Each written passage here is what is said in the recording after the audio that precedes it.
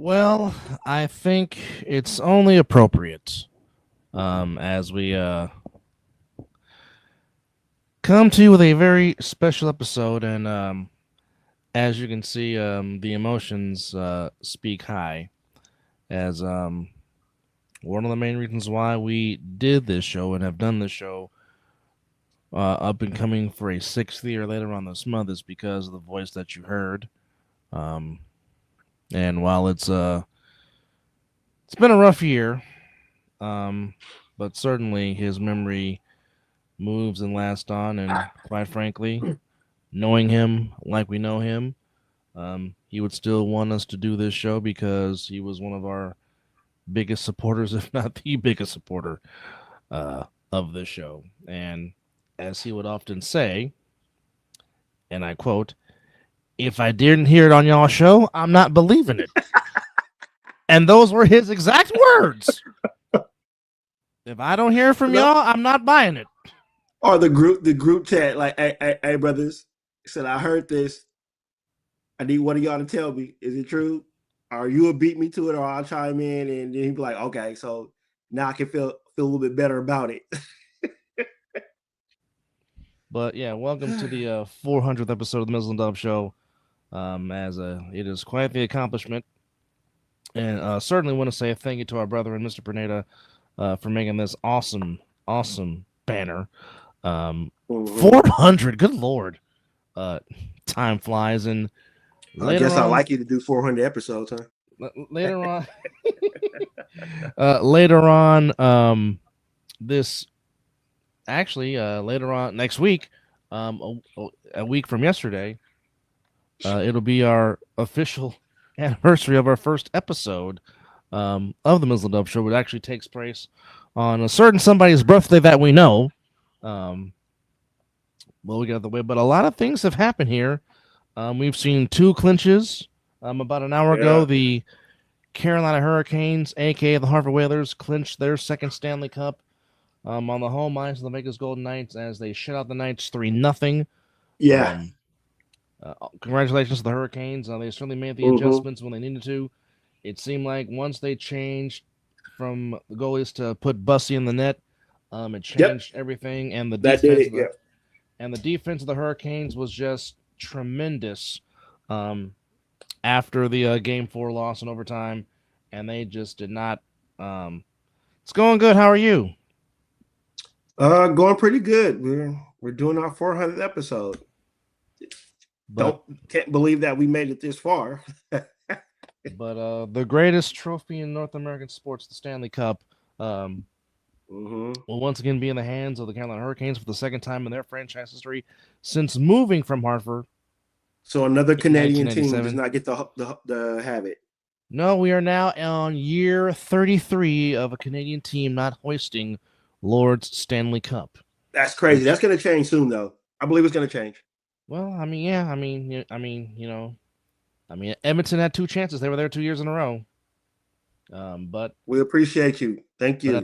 But at the end of the day, they're going to be celebrating in Raleigh, North Carolina tonight. Now, we will get to the NBA Finals, but first, some very, very sad news to come across is yesterday we found out that former All-Pro defensive end of the Niners, Raiders, Cowboys, and tried to come back with the Seahawks, Aldon Smith, who had a troubling past, to say the least. 36.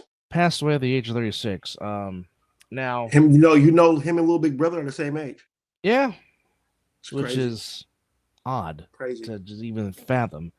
Of course, Aldon Smith was drafted by the Niners in 2011 at the University of Missouri. Was an instant impact on that defense. Of course, helping the Niners get to Super Bowl 47. Him and Justin Smith, man. Oh my goodness, that tandem was outstanding. And it just seemed like he was on a trajectory to having a Hall of Fame career, and then it just dwindled down. Now, unfortunately, and Colin Kaepernick does play a hand in this because of the simple fact that they were both dating the same girl. Okay, Aldon Smith was dating Nessa first. Then whatever happens, I guess Kaepernick was playing Mr. Steel Girl, and obviously him and Nessa have been dating ever since. But that ended up leading to them getting into a fight to where it's been said Kaepernick got knocked out by Aldon Smith, and unfortunately You that don't started say. and unfortunately that started the downward trajectory of Aldon Smith. Now, of course, we've had the conversations about weed and how the NFL sometimes goes a little bit too far on players smoking, which a lot of times they use it for medical purposes because they don't want to be addicted to painkillers. Because as we all know, athletes can get painkillers just like that, and Oh we yeah. all talk about it. Appreciate you, brother. No. More than appreciate this man right here. We don't have these logos or anything we have right now without Mr. Predator. So we appreciate you, brother, but thank you for the kind words. So that led to the downward spiral, led to the multiple, infractions of the law, DUIs, stuff like that. EIEIO. Didn't he get suspended too from the league? Yeah, Didn't the league suspend him? he got suspended multiple times, and unfortunately, he was just never the same player. Yeah.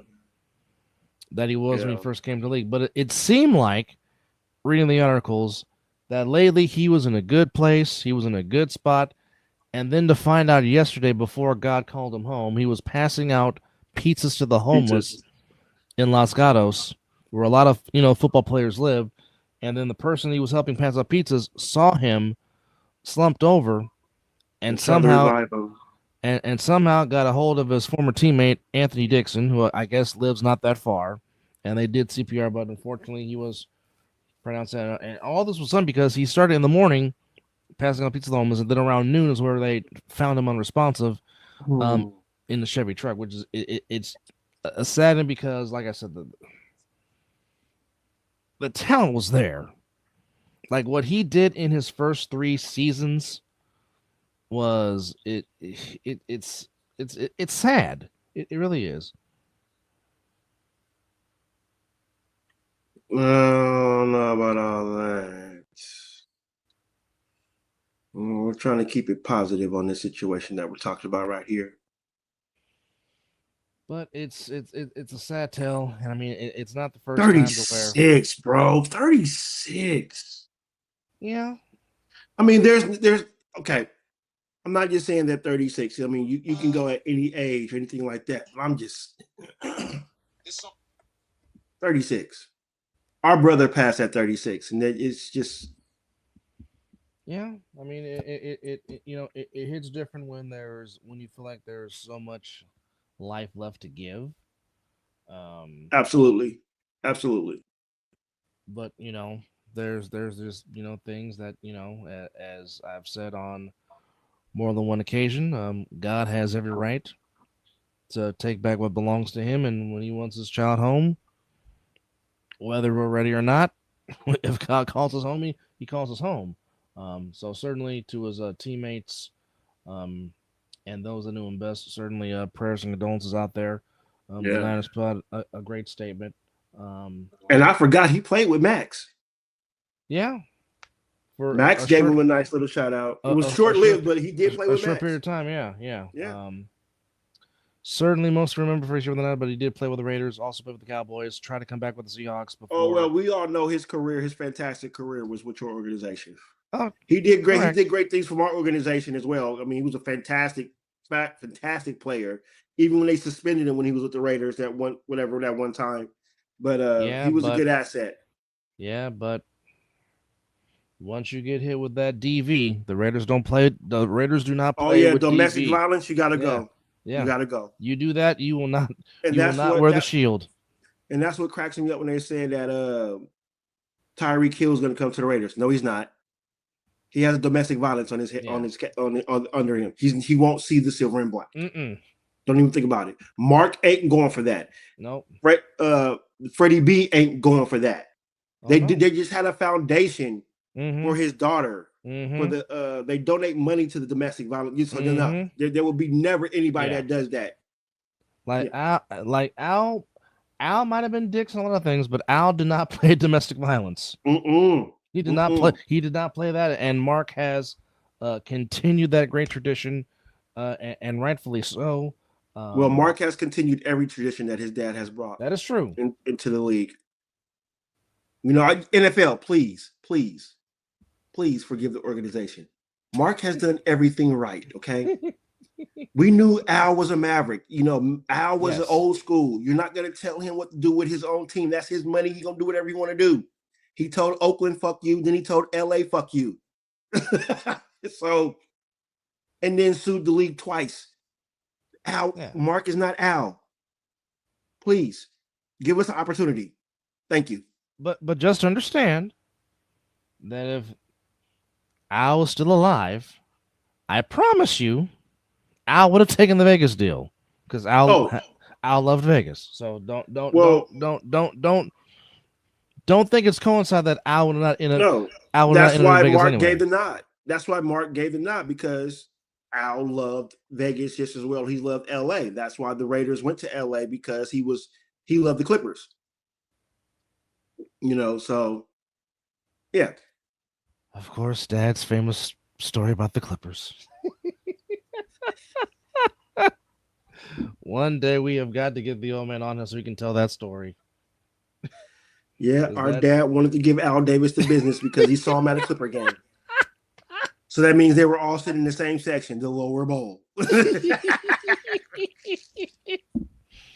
I mean, if he was wearing a white jump, if he was wearing, I mean, Al's choice of clothing was very simple: jumpsuits. Yeah. What's going on, sir? How are you?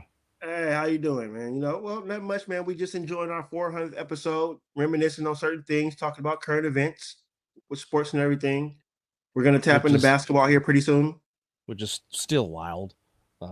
Yeah, 400 doggone episodes. Thank you, cuz. Hey, cuz you got a hand in this too, man. You got us some logos and done some things for us, man. So we appreciate. Even did a promotional video for us. Absolutely, you know what I'm saying. Which, by the way, here are the talents of one EJ Mizzle. Yes, ladies and gentlemen, it is the Night Owl edition of the Mizzle and Dub Show. Yes, vote for us. Welcome back. Thank you for tuning in. He is Mizzle. I am Dub, and did y'all miss us?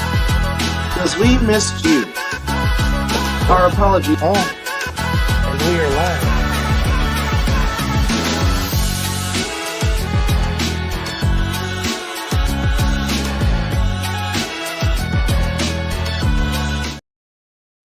Yes. Thanks, cuz. That was the talents of one. EJ was the prodigy. We don't call him the prodigy for nothing. That was all him. Emmanuel, I did not watch 1 second of UFC, so you would have to. Same here.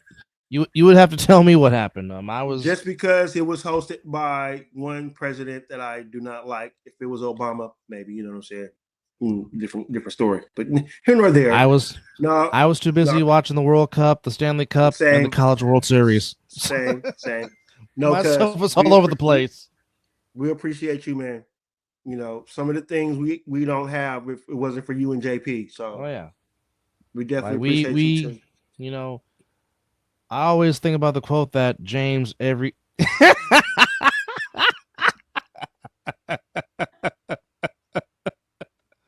well, as Jesse the Body Ventura would always say. So you were a pirate, huh? I mean, you are a Raider win fan, if you can, lose if you must. Win if you can, lose if you must, but always cheat. Hey, you are a Raider fan, so pirating is pillaging is the way what we do. Well, wouldn't that count as Raider rule number 1? The only rule.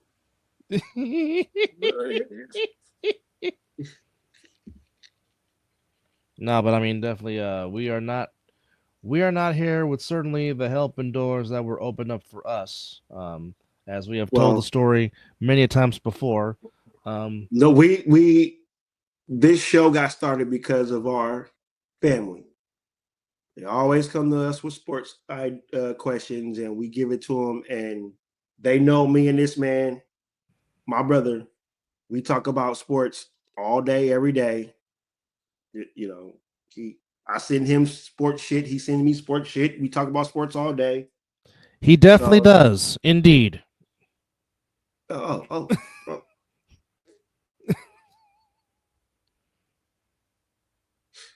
Just like what he said in Mike, the Austin Powers. I love gold. Hey, I do this shit over at Liquor any day. You know, this show was started because of our family. We don't Yeah, we watch UFC, brother, but it's just where it's at and who is hosting this event. I don't want to give him my time of day for this event. Now, if it was just a normal other event, you could have anywhere else, I would watch it, but I'm just not going to support this event. You know, so that's that. Although But I no, will say, there's some good cards on this event though. I ain't gonna disregard that. I can't do it. I just can't do it. Thank you for understanding. Thank you. But this show was started because, like I said, our little big brother wanted us to do it. Who was one of our, I would say, not 100, 1,000% on the reason why to get this show started. And then, you know, other family members knew that if we talked something about sports, we were going to give them the actual facts and no fabricated stories, because that's not what we're about. And if we don't know, what do we do, brother? we research. We look it up. We try to get the right information. Also, in addition to that, obviously, me and Mizzle were highly inspired by the only show we actually watch on ESPN, Part of the Interruption, with Tony Kornheiser and Mike Wilbon. And the skin color matches. Only difference is I have no hair, and Kornheiser is still trying to hold on to his, and Wilbon has no hair, and Mizzle has a head full. Now, so the only reason why I have this hair is because of COVID. Normally, I'm a clean cut. Yeah, Mizzle does not like having a lot of hair. Well, believe me when I tell you that. Yeah, not on my face, but you know, even though I have this, I'm digging. I'm embracing my age now. Okay. Well, yes. If the wife likes something, you don't argue with the wife. Well, no, she prefers me short haired. Well, yeah, but I'm talking about if she likes the beard. Well, I mean, you like yourself with short hair. You don't like having to do hair maintenance. No, well, it's not bad. No. Hey, we appreciate it. Thank you. And if you're new to our show, please subscribe and share. But yeah, and we do have a. Go ahead. No, you got it. But I was just saying, part of the interruption was one of our biggest reasons of why we're doing it. That's and our like motivation. I said, when we first started this, 10 subscribers, maybe. We were just doing this. We were just doing this for our inner circle. Little did we know that 250 we would come across being the fact that we would have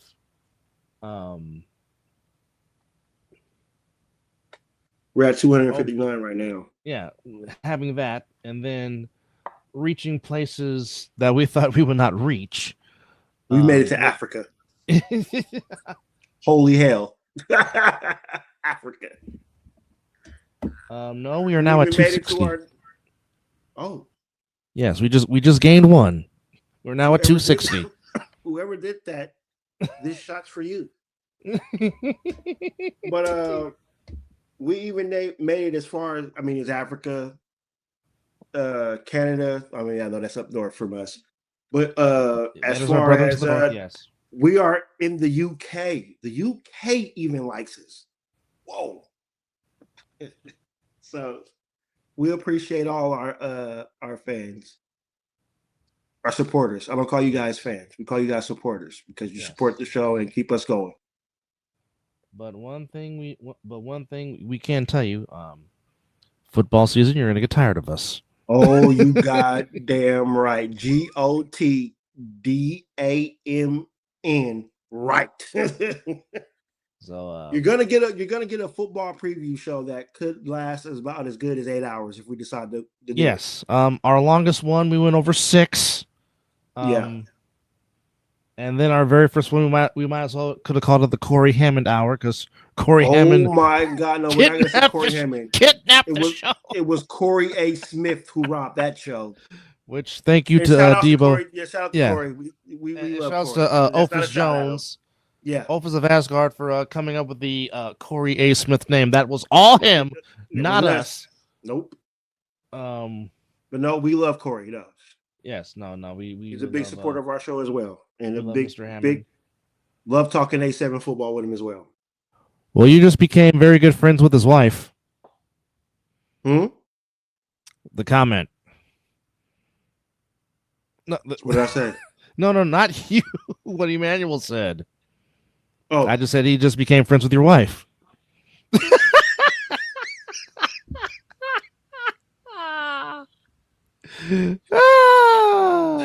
okay. I'm gonna keep it a bean. I have nothing against the Cowboys. Really nothing. They don't affect my organization at all. She's the Cowboy fan, and I am the silver and black diehard all day, every day. The Raiders can move to Russia, and I'll still be a Raider fan. They can move to goddamn Pluto, and I'll still be a Raider fan. The Russia Raiders, no. Well, yeah, you know what? When they were looking for stadiums, they were all over the place. I get it. And wherever they would have landed, I would have been that fan. It's not. You always you said since high school, if they move to freaking Baghdad, I'll be a Baghdad Raider fan. Which, by the way, the soon-to-be Hammond Bears, the Hammond Indiana Bears, is this really going to happen? Are they? And yes, really ladies and gentlemen, we call where you play. Oh yeah, Bill Parcells said you are what your record is on this show. Yep. You are what city you play in. Damn right. So Orchard Park Bills. Oh! Hold on. Arlington Cowboys. Hold on. We'll get back to that. Hold on. Don't feel sorry for me. Don't. My organization is going in the right direction. We're going to be relevant real soon. I don't expect it to be this season. The quarterback just got copyrights to his nickname. Yeah. Oh, they gave it to him? I think. Well, I know he put in the rights for it. He's going to have to fight Disney for that, though. He's going to have to fight Disney for it. If Disney has to get that approved, because it's Mandalorian still, it's part of it. But anyway, back to that. But brother, don't feel sorry for me. I have faith in what this organization is going in right now. You know, this year,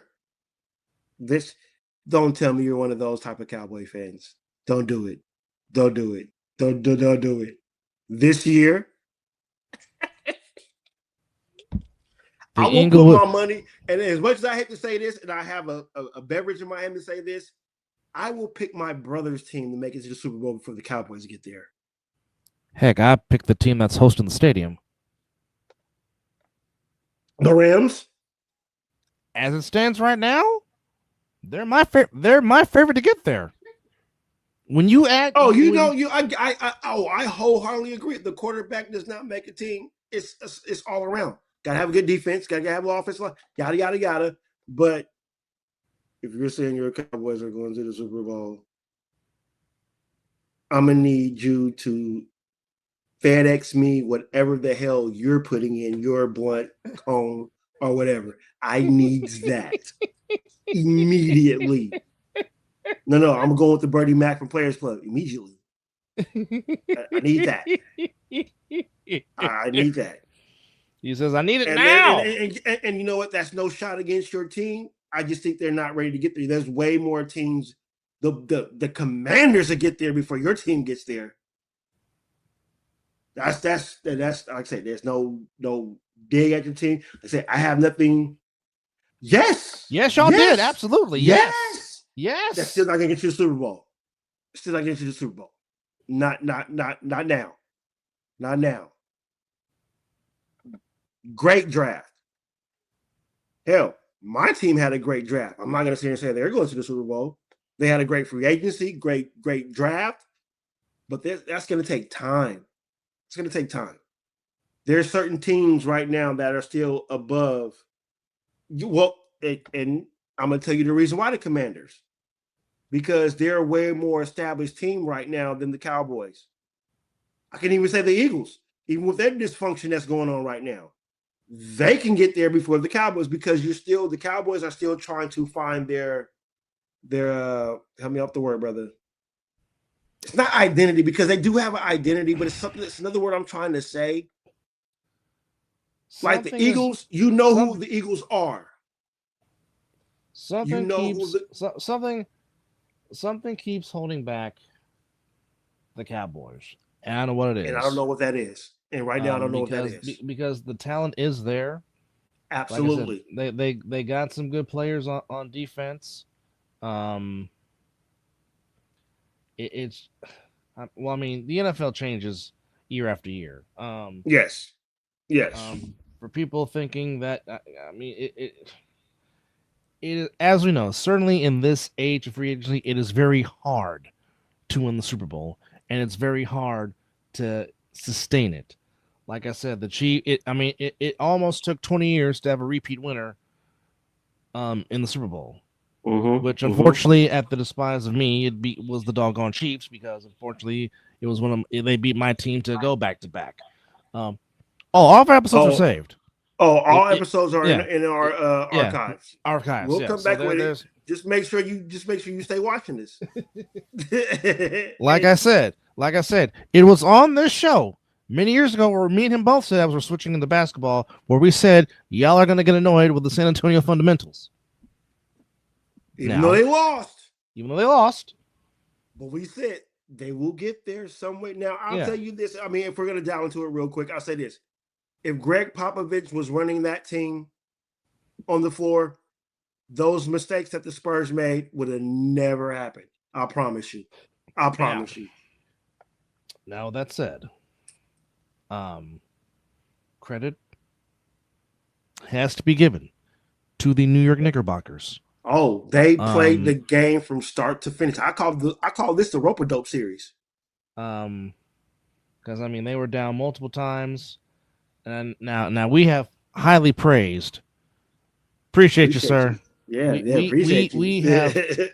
We have verbatimly praised Jalen Brunson on this show multiple times. Oh my goodness! Just how much of a dog he is. Bro, when you if he was not on that team, they don't win. When you literally score half of your team's 94 points, say it again. Half. They didn't hear you in the back. Say it again. Yep. Go ahead.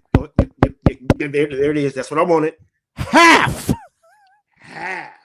They scored 94 points in Game 5 to win 94-90. Jalen Brunson had 45 of them. 45. 4-5. Which set a new Knicks franchise record in the finals. And I don't care if you a Knicks fan to the T, die hard, you don't win that finals without Jalen Brunson. You don't. Not just him. Now, without question, who else you throwing in there? Who you throwing in there? OG Anunoby. The plays that he made, I mean, coming out of nowhere and just guiding his hand to just tip it in game 4. Okay, we'll give OG that credit, but I'm gonna be the devil advocate right here. If De'Aaron Fox decides to play somewhat and box out somebody, which was OG Anunoby, why are you trying to go up for a layup when you're up? Dribble the clock out. Let him foul you.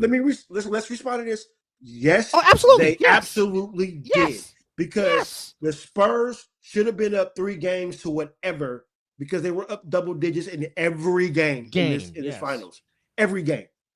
But credit has gone to the Knicks. So I call it the rope-a-dope series, because the Knicks let the Spurs go ahead and do what they needed to do, get up, get tired, whatever. And they would, every time Jalen Brunson made that circus shot, it was like a switch came on for that whole team, and they just dominated the rest. In our group chat, I was like, oh, the Knicks are about to close this out. In another group chat I was in, Knicks, oh, no, they're not. I'm like, you don't understand. Number one, the Spurs are young, one of the youngest teams in the league. Mm-hmm. They have not closed out a fourth quarter without dramatics through the whole finals. Yes, they got that one, even though that fourth quarter was still dramatic. They just found the way to pull out. Just the Knicks couldn't make their shots at that time. Absolutely. But right now they got a taste. The Spurs started a year early. Yeah, this upcoming season was supposed to be the Spurs coming out party, not this past season. So they're a year ahead of schedule. Yeah, they'll be back. They'll be back.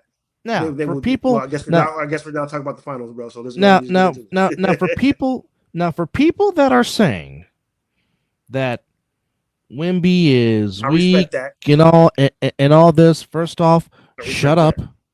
You don't know basketball. You don't think Wemby's not going to get in the gym and get stronger?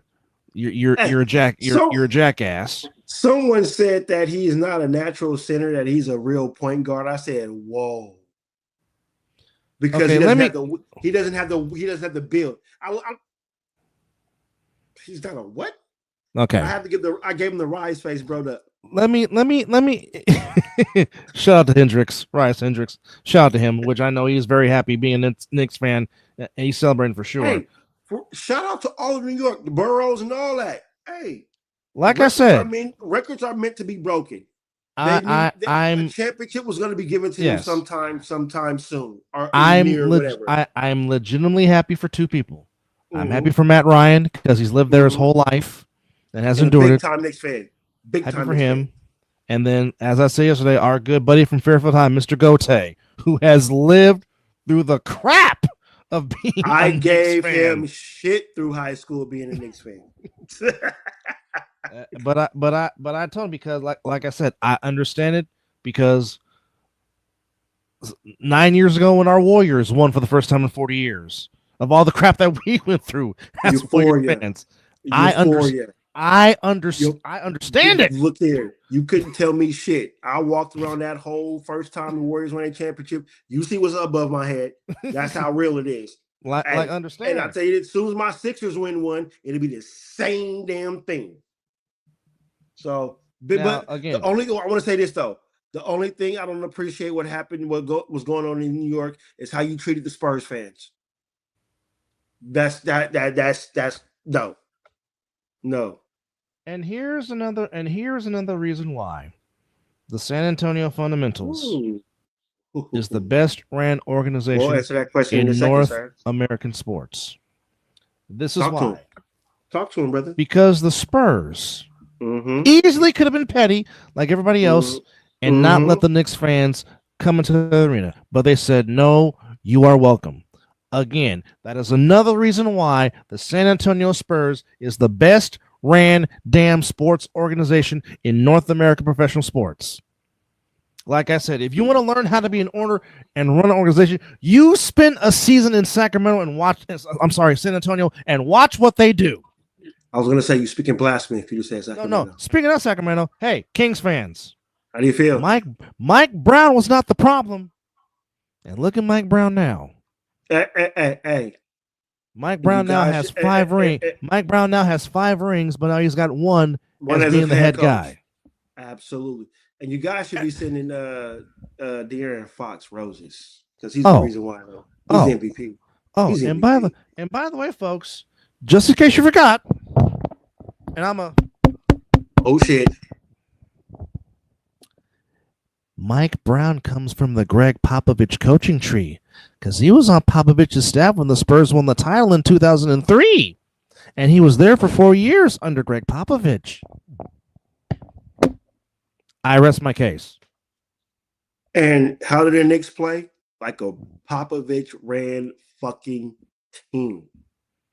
I did not see the Spurs playing that way, which I really thought that Popovich probably would have put his hand in a little bit more. But I agree. The Kings fired him with a winning record in the organization. The Lakers fired him. The Lakers fired him 5 games into a second season for what? And now he's 1-1 as a coach in the finals. Yeah. Yes.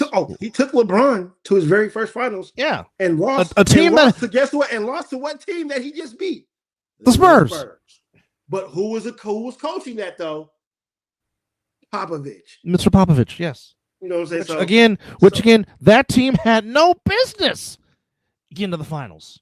Just like Mizzle's 2001 Sixers with AI had no business getting to the finals. None.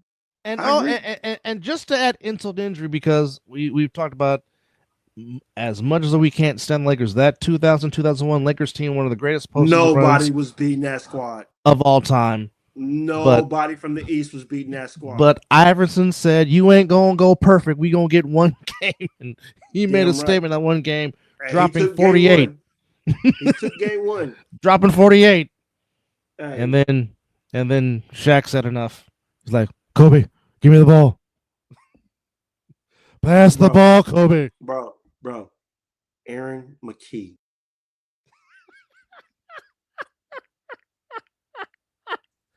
I thought you were going to say Eric Snow. I was getting there next. That's why I was getting comfortable.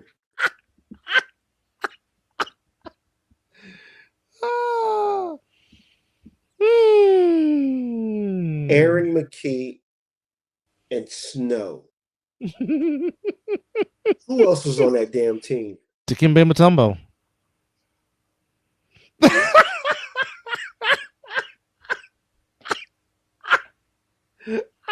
Yeah, Shaq was angry. He was like, "Screw all this." Hold on.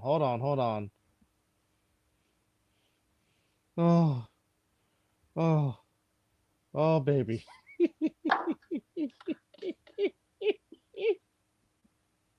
Facts. Big facts, sir. Yeah. Big facts, sir.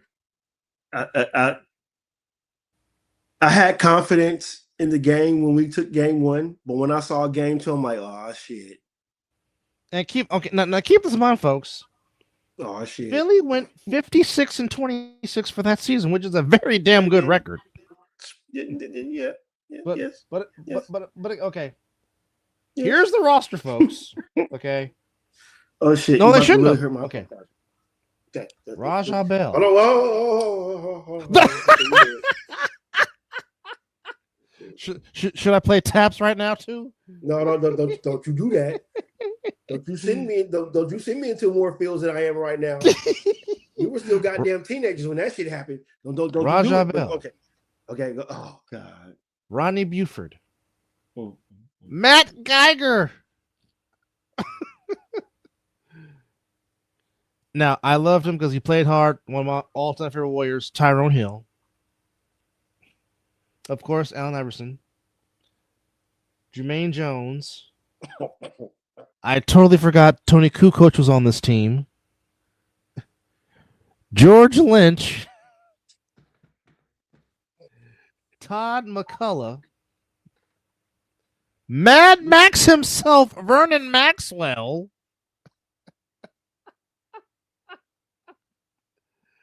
Of course, you already mentioned Aaron McKee, Roshan McLeod, Anthony Miller, Nazir Muhammad, Dikembe Mutombo.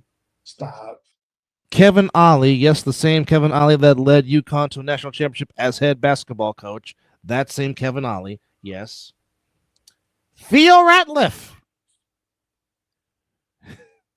And one of the all-time great names, Pepe Sanchez. And already mentioned Eric Snow.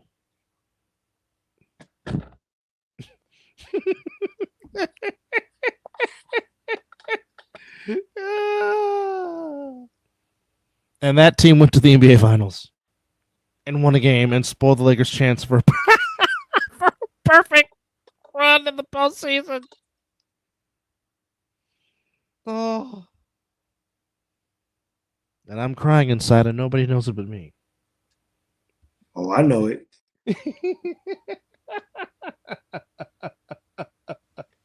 Yes. Tyrone Hill was absolute garbage. But how be ever. Oh, yeah. I mean, they were defensive. And they rode Allen Iverson until they couldn't no more. And I mean, that was his MVP season. And also, that's where he gave the exactly with the that he gave the But famous. to tell you the truth, in the East, that's a perfect way to build a team.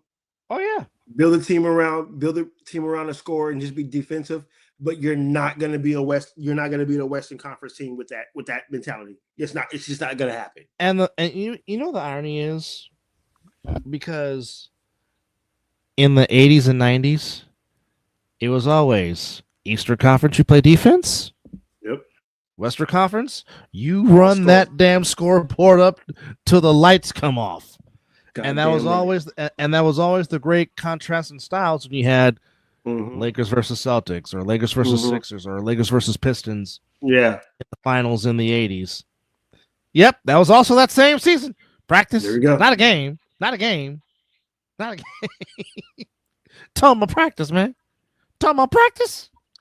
But Iverson had a reason why he wasn't there for that, man. That's what everybody misses about that story. I mean, yeah, he was supposed to be there, but come on, man. The man went to a funeral. Somebody that was close to him. So I know that is one of the greatest sound bites in sports history. Playoffs? But playoffs? That's number one to me. Playoffs? It's green. It goes 1A and 1B. Oh shit, bro! We got to bring Dugan on. I just sent him a link. Okay, perfect. So goddamn. See, this is why we've been doing this show for damn near 6 years.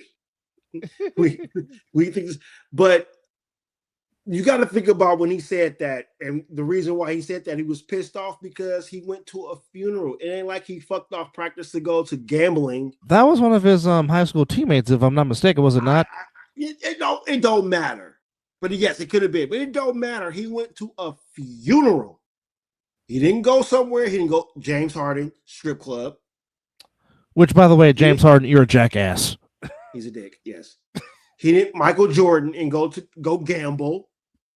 Which, you know what? To a funeral. You know what, James Harden? Just for that.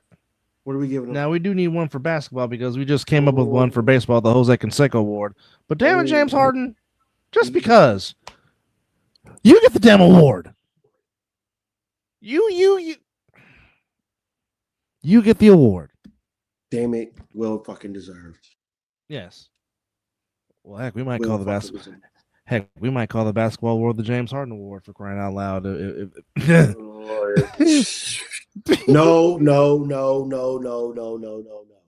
we're gonna give any kind of award out, we're gonna call it the Floppy Award, and it's gonna be LeBron James's fucking face. Oh, I hate you. That's what we're fucking doing. I hate you. I hate you right now. I hate you.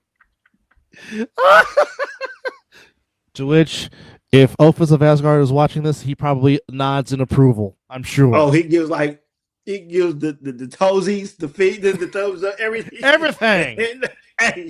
Everything. But no, man, no. But guess what? I guarantee you, he's watching FIFA right now. He's learning how to hone in his floppy. Oh yes. More. If you thought basketball is the world's greatest floppers, you have seen nothing yet with FIFA. Because FIFA gives Academy Award winning performances. Give them the motherfucking Oscar. And by God, if you happen to have a channel to where they're showing it to you in 4K, all you can see it as clear as day. Oh my goodness. Well, shit, all you need is HDMI. That too, but what I'm saying is 4K makes it more crystal clear. Don't get me wrong, I understand what you're saying. But HDMI, you see, bro. No, but the fact is, the ball, they'll be running, and the damn defender kick the ball, and they have to jump over the damn kicker that did it. They fall on the ground, and they make them. They are nowhere near the play. No. Well, the World Cup. Well, the World Cup happens once every 4 years. So yeah, I mean, but we do watch soccer under, the Premier League and all that. Well, at least I do. I watch all kind of sports. I don't care. It's entertaining. I'm gonna except extreme archery. That's the one thing he will not watch, and cornhole.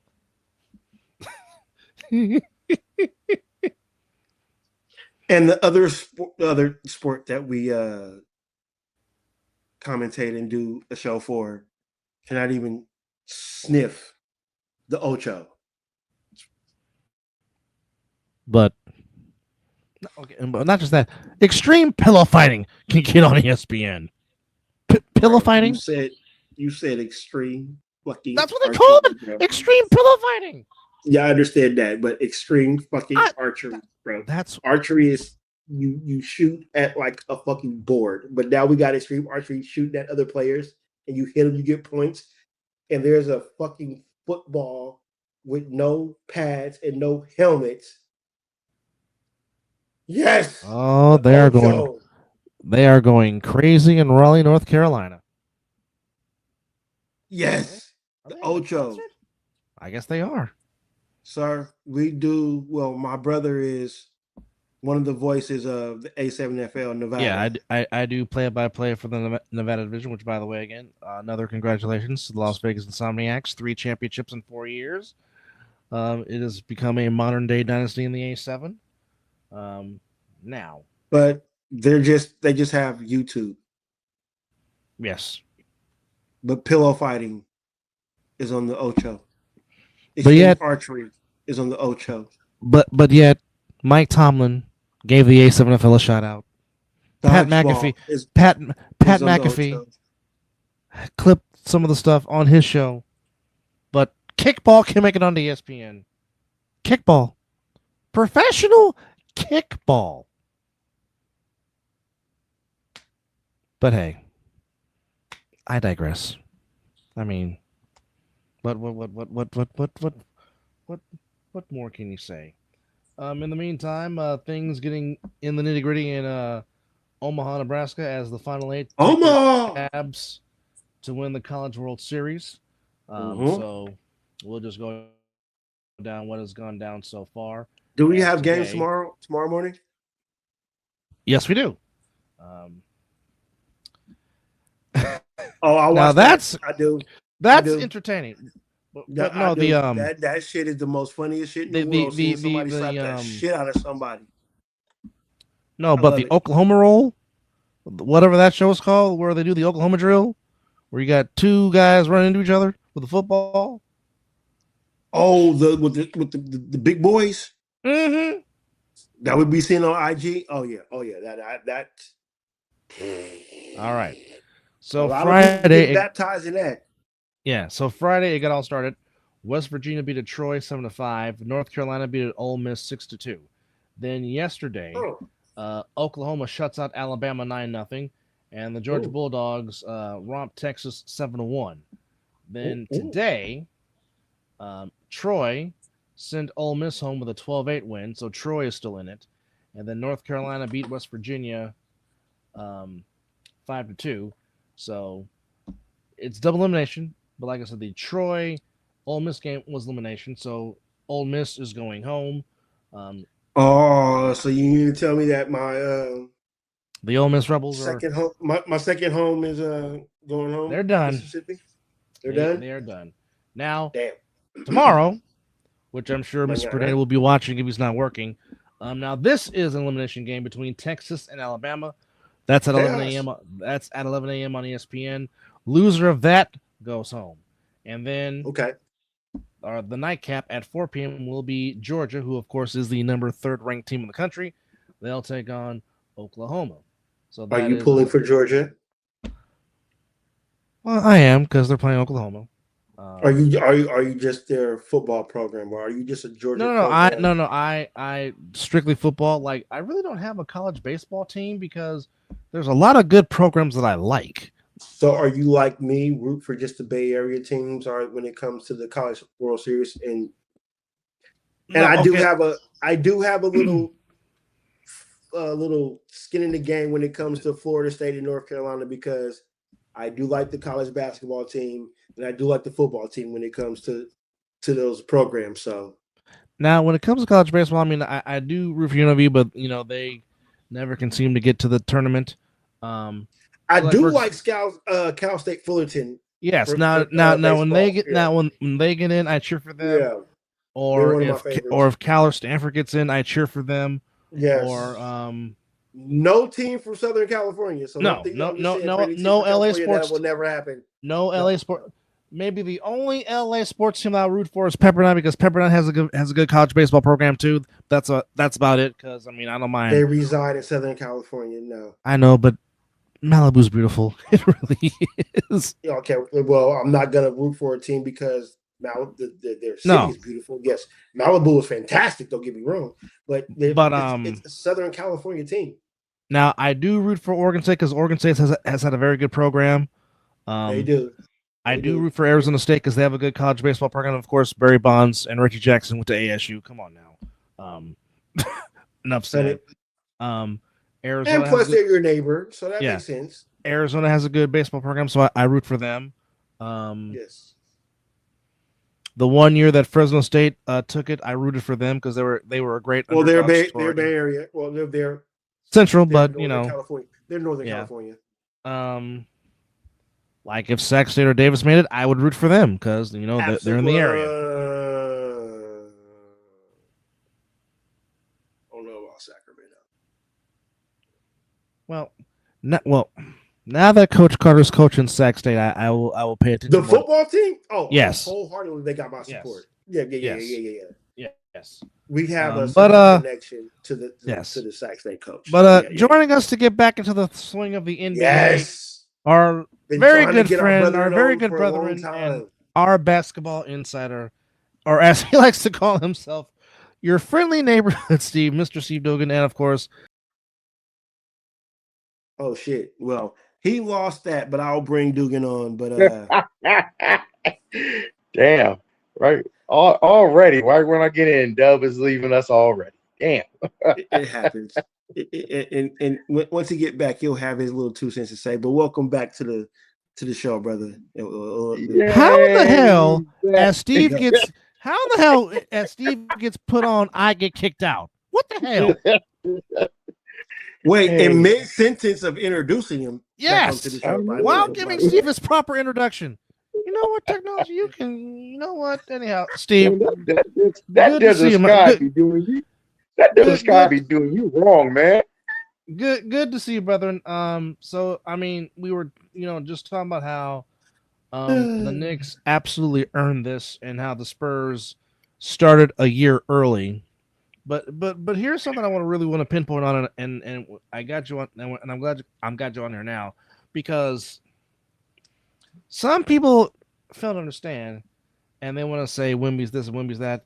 Okay, not everybody can have the benefit of being Michael Jordan and Steph Curry and Magic Johnson and Larry Bird and Mr. Russell, winning your first time getting to the finals. Okay. Mm-hmm. It took Wilt a long time to get his first. Okay. It damn near took the logo of this league, Mr. West, damn near 8 tries before he finally got his only one. Before he LeBron, as much as I hate to say it, LeBron. Before he became the greatest basketball executive of all time. Before LeBron lost his first one. Well, he had to go to Miami, but it took him a while. Okay, Dr. J lost his first 2 finals before finally getting through in 1983. With who? With the Sixers. And they swept the Lakers 4 straight with Moses Malone. Faux. Okay. It took Akeem Olajuwon 8 years to get back to the finals before he won his 2. Clyde Drexler lost his first 2 before getting his 1 with Houston. Okay. Isaiah lost his first before going back to back. So there's nothing in the annals that says you have to win your first time you get there. Not everybody gets that option. So they're the only ones that I can think of right off the bat. Bill Russell, the league was way different, and you had a team around you. Correct. Tim Duncan, shortened season, you had a team around you. Magic Johnson, you got there first year, you had Cap, that you had a team around. It is, like I said, did I root for the Spurs? Yes, I did, because all be told, I didn't want to deal with the Knicks fans. It wasn't nothing with the Knicks. And you didn't want to hear Stephen A. Smith. I couldn't deal with that. When he came in his pants when the clock hit 0. Stop it. I'm sure. Where's the lie? I'm sure he Where's did. the lie? Stop it. Where's the I lie? I am sure it was a good thing that happened on a Saturday, and at least gave him a day to recover. It just, He ain't. You know he ain't recovered yet. oh no. He's about to have a field day, and I hate to say it. If I am an ESPN man, I am going to watch. I don't want to totally watch it because I already know what ESPN is going to be for I'm the not next. giving first take not 1 second. I was like, I already know what it's about to be for the whole Ooh. week. It is all going to be New York Knicks all day long, and I ain't got time for that all day long. But guess what? In Well, the U.S. just guess what? Where U.S. do sports every world, show take place at? exactly, New York. it's East Coast, New York. In New York, it's East exactly. Coast bias. They know their market. They know what it is. Yep. I understand. If you Yep. know the game, you know the game. So I might watch 30 minutes here, this and that, and we ain't got nothing else. There's no football. Sorry, they're not caring about baseball. They're not caring about Not yet, at soccer. least. We're not to the Yeah, point where we need they're to focus on baseball. yeah, they're not caring about soccer. There's nothing else. So trust me, Mickey Mouse is very happy right now because it at least gives them some content for first take because there was nothing else. They can at least do this until the draft, and then they can talk something about the draft. And then after the draft, they have a little bit of a problem, depending on what U.S. soccer does. And then they're going to be going right into glorified practice for meaning nothing and Training talking camps. about, yeah, glorified practice that means nothing. Trust me, Mickey Mouse is like, thank the Lord we have some content for at least 2-3 weeks. I know what it is. It is what it is. I will give them their 30 minutes and then I will probably move on and find something else to watch on TV. Stephen A, I am glad you're Nick. You are long enough to live to see in I'm not ready to adult hear his mind mouth. frame. I'm not ready You're to hear his Nick's mouth. one. You're Nick's one. But back to Wemby. Hey, Wemby, we all said it. It is true. Sometimes you got to go through that fire. And you know what? You went to the deepest end of that fire to see what it is like. And now you hopefully will go into training camp. You go Hone to it those in. months like I text from one. Hey, boy, get those Kango sticks ready. Get your legs and thighs getting hit because what you have now learned, don't back away from this grind of being in that low post. Don't be like, I ain't doing all that and just shoot threes. Get your butt down there because that's where you're not exposed. It's just your body ain't used to that. You never had it. Start eating. Now, Sorry. Mizzle, I'm gonna what just did assume you're gonna have the body work of Kevin Durant. I'm just gonna assume that. Get your legs ready. Because it was very simple as a tribal high school player, but as a big, those elbows to the back of your kidneys, you're gonna feel that. They're gonna work on your lower leg, and so you need to strengthen that to be able to deal with what is coming for you down the pipeline. You've already did the Hakeem work. You've already did everything else. Now you have learned we shouldn't have no conditioning problems anymore. You should be going 40 minutes. You now know what it will take to win a championship. Get on your grind.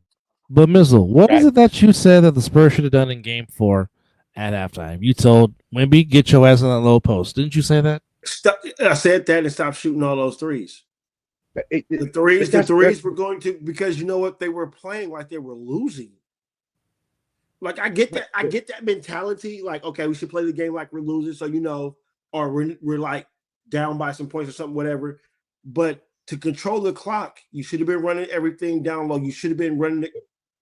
Hey, you know what? Like how the Knicks play. They really don't move their offense until it's like 7 seconds left of the play clock. I'm going to tell you this, and this is the one time where I would say Stephen A was kind of correct. That's where you need a true point guard. He even said it. He was like, if you had a Chris Paul, a Rondo, with somebody, hey, let's reset. I don't know about a Rondo, but let's work this clock. Let's do this. And you know when you're jacking up shots where there's 15 seconds, like no, let's stop. No, Run a play. Let's also run blame some that on time. coaching, though. Also blame that on coaching. Let's not just And guess what? Hey, it also starts with coaching. everybody in that Spurs organization, it was current team. It was your first time. Pop could tell you a lot of different things, but until you're in the fire, Pops can't come down from the booth when it's game time and like, I'm the coach now. No, it is this. Let me ask you this, Fox. Let me ask you this. Do you think with Popovich on the sideline that this team loses the way they've been losing? Just Pop. I know Pop still has a little, but if him actually coaching this, do you think the Spurs still play the way they played with the coach they have now? If it wasn't for Popovich, because Pop would have been able to go to De'Aaron Fox. Hey, run the clock, grab the ball, stop shooting, stop doing this. Wemby, yes, we know you're good for this, but no, run these plays. Even if Wendy, you're doing a screen roll, do this play. That's just experience. And De'Aaron Fox, I don't care what everybody says. There hasn't been a true point guard, and I'm gonna really say since Rondo, and that's the Michael Jordan effect. Which team? The Boston one. Oh, the ball. Okay. Well, I'll put it like this: his Dallas, he had to do more responsibility. That just came with the job. After he left Dallas and all the other teams, he was a point. There hasn't been a true point guard, and that's Michael. That's AI. That's guards are all now knowing to go in, score. Kyrie, you don't have a guard to just say, I'm a guard and shooting is not my first option. Like passing and setting up. Passing, setting up. That's what he was getting at. I think that's what he was about mentioning. Shooting is my third and last option. Even Chris Paul, he could do it. But my first thing, let me set up my team. You don't have that anymore. Because that's how I play. I play like I can do everything. I can shoot. I can play defense. I can. But I knew being a point guard set up everybody else. And guess what? You kind of grew up with the Magic Johnson. Yes. It's not Michael's fault because he's a shooting guard. Yeah. But scoring became instead of going down low like the traditional this. Michael showed you there's a way of being a scoring thing, and then everybody wanted to be that guard that can handle and score, and that's just the time frame. AI, same thing. I could be a guard, but I'm not a point guard. My position says I'm a point guard, but I play like a shooting guard. Play like a two. That what pisses me off about this with this league. Like you picked the right era. I grew up in the era where down low was where you won. You got somebody that's goddamn 8 foot tall. What the hell are you doing up at the top of the key? Get your big ass down there. I don't know because guess what? Kevin, that's the way the game is now. That's the way to go. I'm like my brother though, because I'm like my brother. I'm like Dub. But I'm old school with that. Like you're gonna dominate down low. There's 3 things that could possibly happen. They're gonna foul you. You're gonna score. They're gonna foul you, and you're getting an and one. That's I get the it. Game is really won. I am the same way, and I don't even mind if you just went to the free throw lines, do your elbows and shoots like that. And I get it. Hey, you do have an advantage being 7'5" and can shoot the 3. Okay, every once in a while. I don't mind that because you have that range. That's cool. But at least act like you're going down there to cause some issues. All they really got to do is throw you an alley-oop and you're going to get it. But because he has never had to deal with real physicality down there. I like that. I like what you just said right there. And Mitchell Robinson was banging him in the low post during these finals. Well, put this way: if they wasn't calling all the fouls on Cat was whooping his ass too. Agreed. Like I said, he's never. Once again, you never dealt with that. You were in these French leagues. And so hey, Wendy, that's cool. Now you see, go down there.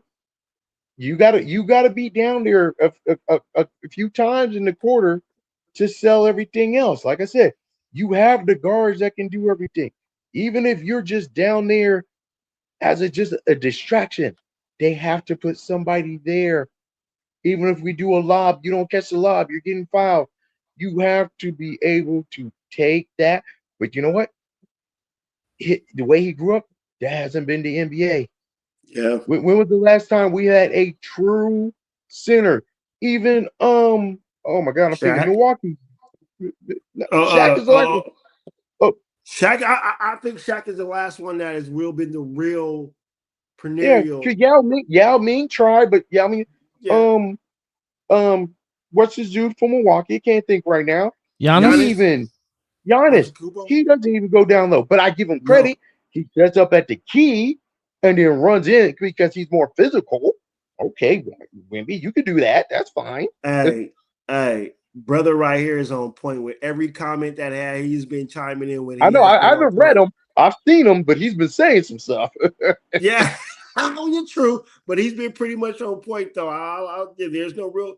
Well, there's not because guess what? The Kobe. I'm trying to think of one. Wait, I am literally trying to think of a real true point guard right now. You're not.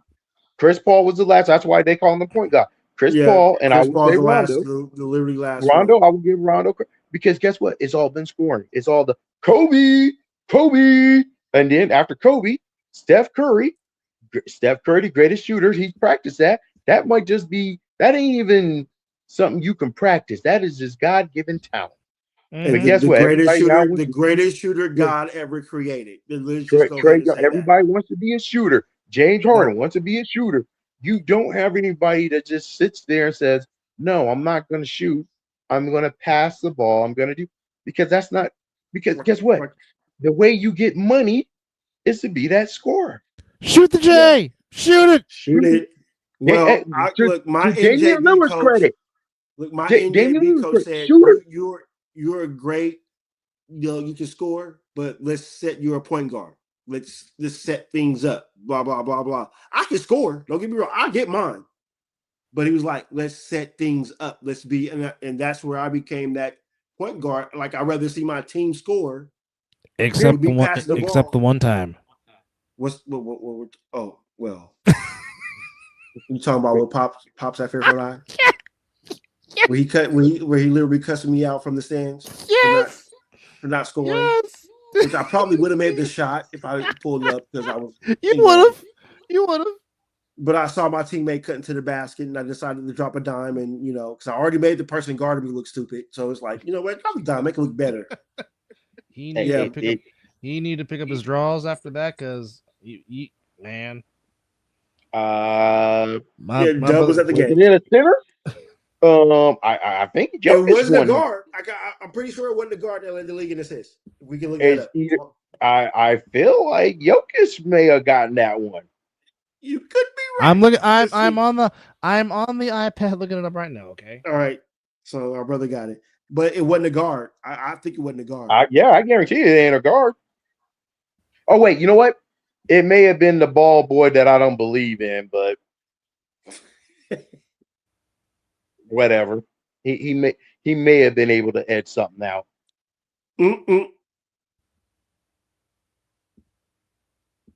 I would have said Luka, but I think Luka says that injuries he got hurt. May have not been able to get. Yeah. But right off the bat, I'm gonna say Jokic because I think Jokic I could not agree in like 2 out of 3 of the major categories. Yeah, and ain't that crazy? That a point center. Shea won the MVP, but he was not leading in any top 5 categories. I mean, it's when you knock your position down, you're a point forward, you're a point center. And Steve was correct. It was the Joker. Yeah, that's what I thought. A center. 10.7 assists per game. And it wasn't low percent. It wasn't low. It wasn't low, ladies and gentlemen. My man was dropping 10 dimes damn near a game. The man averaged a triple-double for the season. 27 points. And I promise you, assists, out of those 10, 12 rebounds. I promise you, out of those 10 assists, like 2 of those were looking just throwing. Here's your top 10 leaders in assists for the 2025-2026 season. See, that's a call for. And I love it. Here we go. Number 1, Nikola Jokic. 10.7. Number 2, Point Kate six. Cunningham, who should have been the MVP, Okay. 9.9. Luka Doncic, number 3, 8.3. James All right, Harden, go. of all people, number 4, 8.0. Jalen Makes Johnson from the Hawks, 7.9. Stephen Castle Solid from the forward. Spurs, 7.4. LeBron James came in at 7th with 7.2 assists per game. Isaiah Collier from Utah, 7.2. LaMelo Ball, 7.1. Rounding out the top 10, Jamal Murray at 7.1. Now, if you want to talk about quote-unquote point guards, Brunson comes in at 11th. Russell Westbrook at 13. SGA 14. Maxey at 15. Fox 17. Booker 19. Like I said, and I'm not mad. It's the way the league is. This is a part where LeBron kicked in, where spread them out. You got your forwards and centers hitting corner threes. Spread them out so I can have one-on-one, and that's what the guards do. You spread out the floor. You do all this, or if I have a running big man like Luka had in Dallas, I run to the thing, and either you guard me or I throw it up and I throw it up to my centers to get you a quick lob. There's your NBA. Yeah. Okay, so if I'm not mistaken, you have to be 65 games to be considered for MVP, right? Yep. Is that correct? Okay, never mind. Yep. So Luka Doncic is your scoring champion for this past season. Even though he only played, but he got who won the eligible. MVP? He got eligible.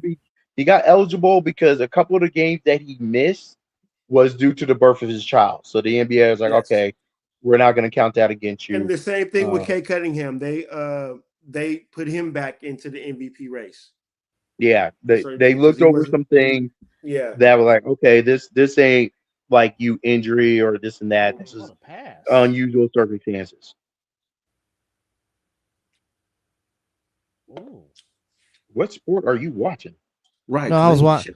No, I was watching the New York Liberty highlights, and now they're showing and now they're showing the Knicks arriving back in New York with the Larry.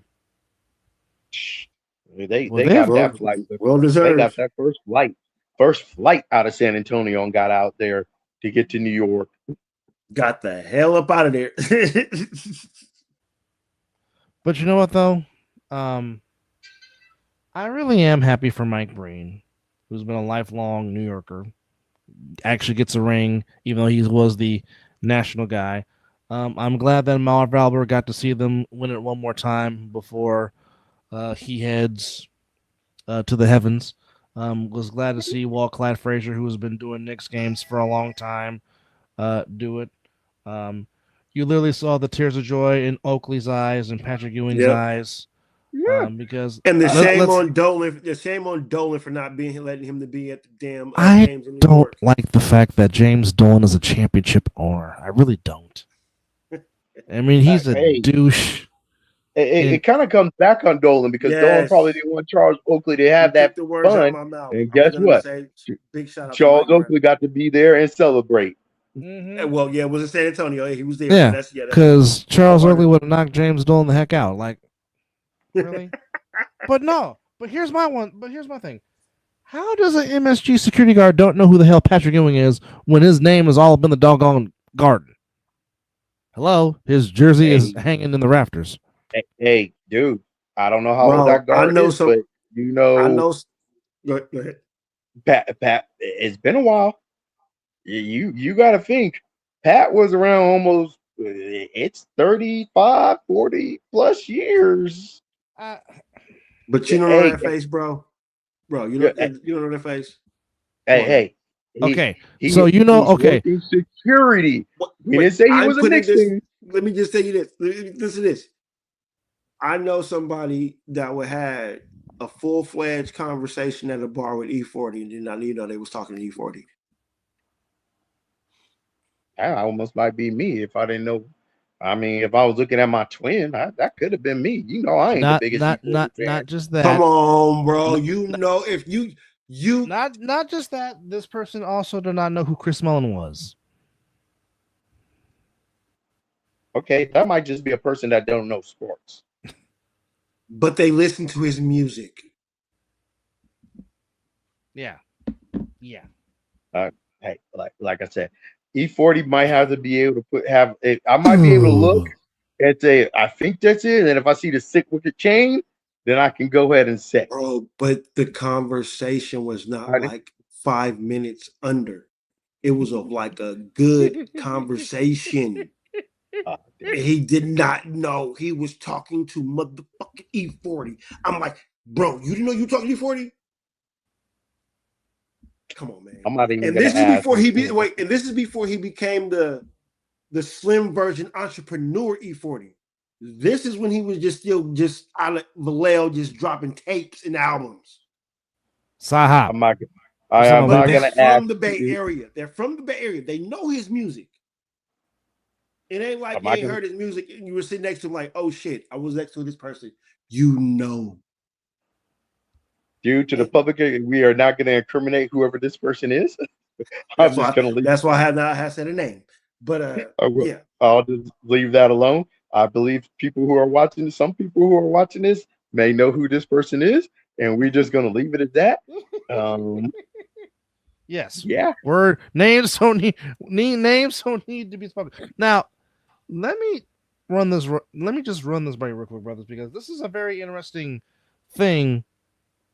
And I really want to know, could it be that case? Because is there something boiling in the waters of Lake Minnetonka? Because now, just hear me out.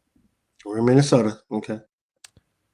Kevin Garnett, all-time great Timberwolf, leaves, goes to Boston, wins the title. Chip. Yeah. Kevin Love, multiple 2020 games in Minnesota, wins the championship in Cleveland.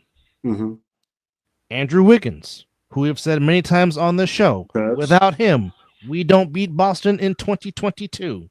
Absolutely. Wins the championship. Cat gets traded from Minnesota to the Knicks. Wins a championship. Does Anthony Edwards need to leave Minnesota to get that ring? Because it just seems like when you leave Minnesota, damn, I wasn't even thinking about that like that. You just brought but Steve. That is a good analogy. Jimmy Butler left Minnesota, has appeared in the finals twice since leaving Minnesota. And I'm going to tell you, all those have one thing in common. What's that? Ownership. Oh, correct. Facts. So now that you have new owners, do they change things up? Which I hate to say it, it's already an issue with Alex Rodriguez and ownership and the tax. And are you going to play that luxury tax and everything else? Because Minnesota, in their history, never wanted to put out that much money. The one time they really put some money into a team is when Kevin Garnett had Spreewell and they made it to the Western Conference Final. After that, they have never really put money into that team. Glenn Taylor. That is big fucking. After Spreewell said, "I need to feed my kids." Now, like I said, let's see what happens with Alex Rodriguez. But even then, they had a hard time purchasing this team and getting their money right and doing everything else. So it's all in the same thing. Is this ownership gonna put money in to really create a team? You guys know this. Warriors, before Latham got in there, you had some other owners. Did they really put into this team? Hell, Chris Cohen can forever suck it. We're seeing it now in Oakland. But that's what we love about the Lakers. Joe Lakers, John Fisher can suck it because now you got to come out here. So now you got to come out here. So now my tax money has to go to another stadium because you got this one. You already got this one. I mean, because let's already look at what the A's are doing in Sacramento, bleeding them dry and all this other stuff. It's all about ownership. I don't like that, Matt. I No, don't like that. I don't like this Ja. one. I hate to don't say like that. this one. Ja and I don't Ant are like two this of the one. same players. You can't. Yeah, I You don't can't like do it. that. I don't like that. You They're, can't they're, do. they're gonna butt heads in the Two. locker room. They are two Alphas, scoring guards. like big alphas. Yeah, you can't have that. Big out, yeah. Now let's. Nah. Yeah, It sounds unless nice, but if somebody really like, hey, I hate to say it, Dallas saw it in one way. That's Luka and Kyrie. Now well, hell, they have to Kyrie have the said, hey, mentality of what Steph Curry has when Kevin Durant came onto the team. Yo, be you, shoot the ball. but guess what? Them two Even ain't then, gonna be no Steph Curry. hey, guess what? Even then, two different positions. Kevin, go ahead, move around, do this. I will just go off of screens, and when you find me, I will shoot a three like I am a role player, bench player, because all I got to do is just come off of screens and shoot. Curry Kevin, won't the chips. ball is Curry around won't you. chips. Clay is doing the same thing. All we got to do is just run off screens. Yeah. And John, they need. Yeah, Minnesota is probably trying to figure out what's next for them. I don't know, bro. I like what you're saying when it comes to this that matchup of a Ja and Ant-Man. I just don't see them coexisting. I don't know. They don't have I don't think they have the coach to make that happen. Yeah, I don't see it because they're so used to having a ball in their hand. Yeah, I have not seen them. Yeah. I have not seen them. And granted, they haven't had the opportunity where you played Ja a little bit, play off the ball and see what happens. And he didn't like how the offense was ran when the new coach came in. I need to change it up. I need to be back to ball screen. Jaws already kind of show you that. And maybe not, but you're taking a strength away from tremendous amount of ball handling out of Ant. Yeah, and he ain't gonna go for that. You know, I just say with that, you got to check these players' egos. Some of these players' egos will take them away from winning a championship, and I think those two can't coexist because of their egos. And granted, Minnesota, I've always my fault. Minnesota, I have not looked at them as a great team, and they made it to the semifinal, conference finals, having the right team and everything. But yeah, they're missing something else. What's the difference between Ja and Kyrie? Kyrie will pass the ball. Kyrie pass. No, that's a pocket pass. Kyrie had to get humble. That's the difference. Ja is getting humbled right now. Okay, I like that. Kyrie got humbled in Brooklyn when he thought he was the shit and did everything. And I'm Brooklyn, I'm this and that. And all of a sudden, nobody wanted to trade for you. Nobody. Why do you think Dallas got him on the cheek? That humbled his ass. Okay. That told him, I ain't the shit no more because ain't nobody trying to pay for me. So, okay, let me go here and rehabilitate myself, which he rightfully did and got his money. But remember, Kyrie was going in there, I ain't playing this game. I ain't doing this. Remember, there was a whole year, I don't feel like playing. Kyrie thought he was the shit because he got a ring because of LeBron. Just because, Kyrie, you made some shots. You were not the best player on that team. LeBron was. But he still made the shot to give LeBron his ring in Cleveland. He did. And guess what? He turned that into trying to go into Boston and then try to run shit in Boston. When you got two rookies, Boston said, hell no, you ain't running shit. And then you signed your way over to Brooklyn with KD and made you like, I'm the shit because Brooklyn's like, we need a superstar and we're doing everything. And for 3.5 years, you were just running Brooklyn, wasn't doing shit, and everybody saw it. How many times were you taking breaks off? I ain't playing, I ain't doing this, but getting my money. You got your ass humbled when nobody wanted to pay you big money because we haven't seen you on the court. It wasn't no injuries, you just wasn't playing. So your ass got traded to Dallas. The league became soft. We know the league became soft, especially that game management, whatever shit like that. He ran the Brooklyn was in need of a star. Brooklyn wanted all that. We got Kyrie, we got Kevin. Kevin hitched his thing. Kevin still hasn't been right since we've been going to State. Harden. He was there too, right? No, I think Josh Hart was afterward. No, was Harden was there when Oh yeah, Harden, yep, Harden, because was James Harden, Harden there. yeah, Harden went and Harden got up there like, what the fuck is this? This shit is horrible. And I that's gave how up he ended being up a in star. Philly. Fuck. Yeah, I gave up being a star for this. Yeah, Kyrie tried to run some shit, and when his contract was up, no, homie, people ain't paying for you. He had to take that 1-year deal and rehabilitate himself in Dallas, which he did. I'll He give him did. credit. He And did. unfortunately tore his ACL. Yeah, but yeah, Kyrie thought he was a shit, and he had a franchise that made him feel like it. And then, no, you ain't doing shit. So that's the difference between Kyrie and Ants, or excuse me, that Jaw, because Jaw right now, Jaw's already seen you have all the talent in the world. Ain't nobody wants your ass. You can't. Memphis can trade you quick enough, and ain't nobody doing anything.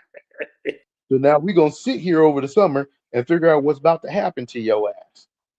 Because Memphis is done with you. They've already traded everything, but ain't nobody gonna check that contract because they don't know what the fuck. And it's not even basketball issue. It's all the off the court, dude.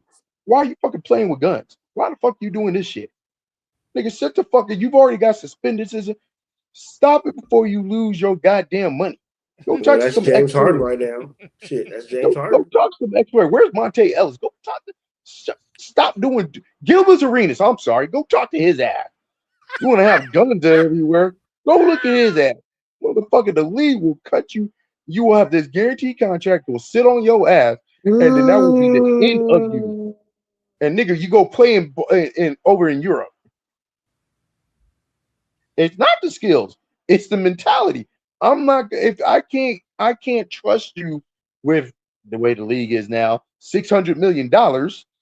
Shit. If your brain can't know how to handle some shit. All right, your second year, you want to wild out like a stupid ass. Okay, you're young. You've been in the league long enough. You already got in trouble 2 times by the league. They suspended your ass. Niggas, get rid of your friends that are causing you problems because your friends ain't got the money. You got the money. And when your money is gone, your friends ain't gonna be able to give you that money. Your daddy is trying to help you. Get your fucking ass off the goddamn internet. Get your ass balling and shut the fuck up. Well, damn. The doors of the church is open. I love Jaw. Jaw should be the face of the league. He was supposed to be the next face of the league. Well, and he was balling when out of college. Yeah, you came in the league doing all. You should be on the USA team. You should be where Ant-Man is at right now. Mm-hmm. But you want to go, let me listen to this rap song and post that I got some guns. Dude, I'm not trying to be the unk right now. I'm trying to like, dude, what are you doing? There's no lie, brother. Ja was the next face. You're right. You nigga, your shoes were out there. Nike had everything. What the hell? Okay. So you're a Grizzlies fan then. Memphis was prime for you. Memphis loved you. Yeah. Take that small market team. Remember, you were going up against the Warriors and doing all this. Like you had it set up. They gave you a center. Triple J wasn't. You had the team, dude. And you out here. I need to post a gun. I need to show a red beam on it, dude. Come on, man. Beating up little kids. Like, come on, man. Like you got to be back. You did the right thing when you won 6th Man of the Year. Nah, that really wasn't me. This belonged to this dude. I gave him my trophy, even, and you were right. You weren't 6th man. You come on, Ja. Like, I want him to have a fresh start. So it's like, all right, get yourself back on track. Where should that fresh start be? What team would benefit from what team? That's a good question.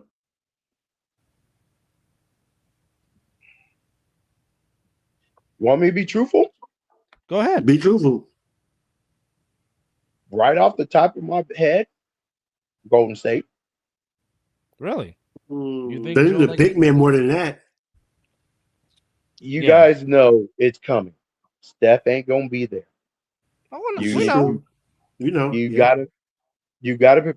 Yes, a big man would be nice, but for what? That's what they need is length, because that's the one thing that has been hurting them in these playoffs has been lack of size. And I'm sorry, and I'm sorry, I'm sorry. I do not want LeBron James on the Warriors. No. Please God, no. No. I'm like I said. First thing I'm going to think about. First thing I said. I do like what he was saying right there. A new expansion team for Ja. That.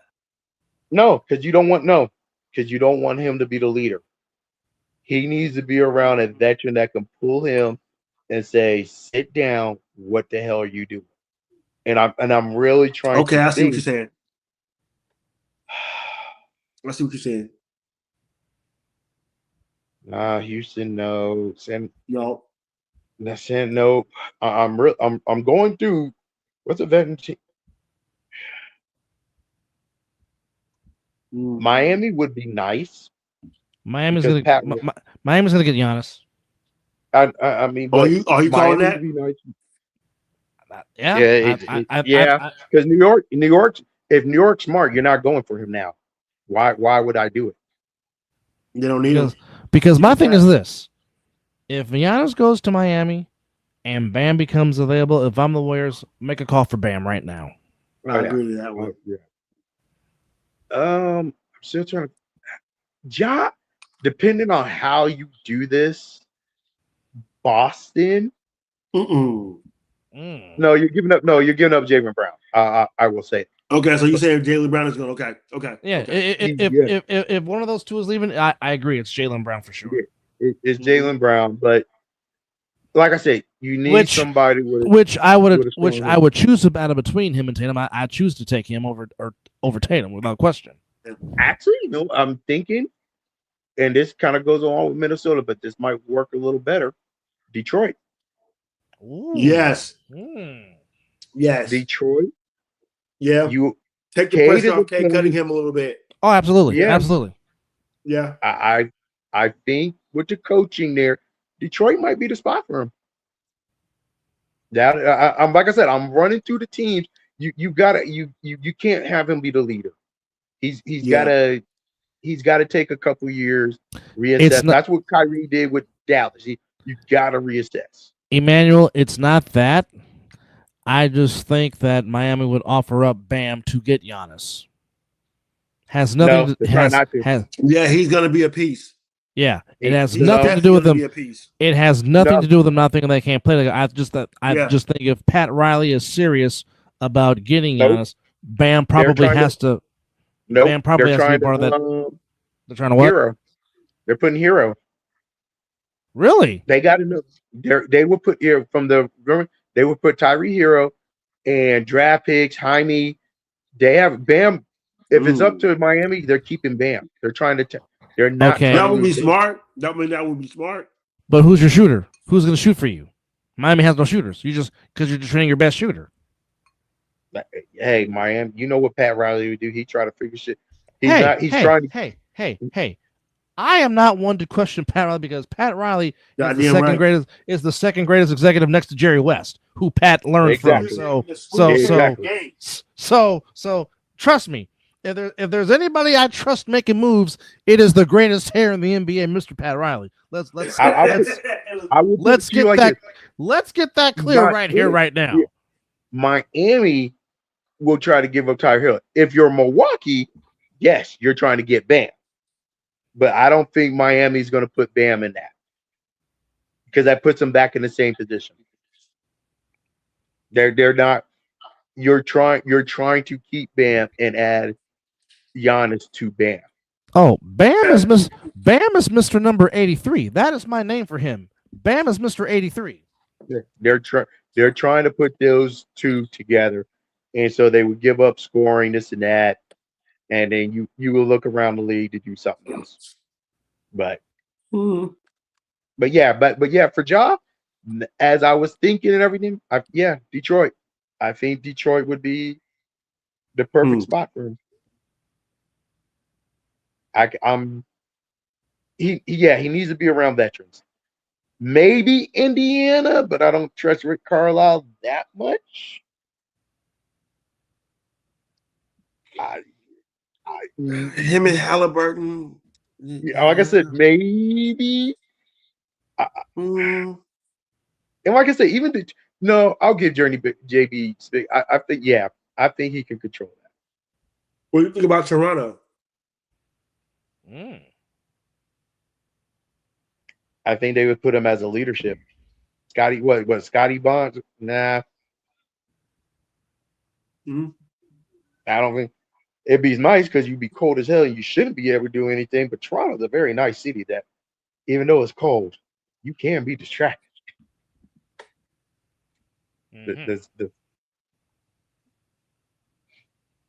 Yeah, I'm thinking that might be the best one too. I was just throwing a couple of teams out there to see how you got to feel on Miami.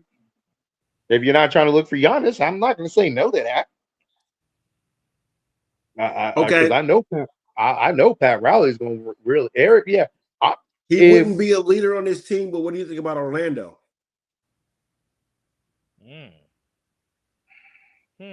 Bonchero is the leader of that team. That's a problem. I don't think Pablo's ready for that response. He's trying to be the leader. He ain't there. Bane is trying. Nah, it's not there yet. You need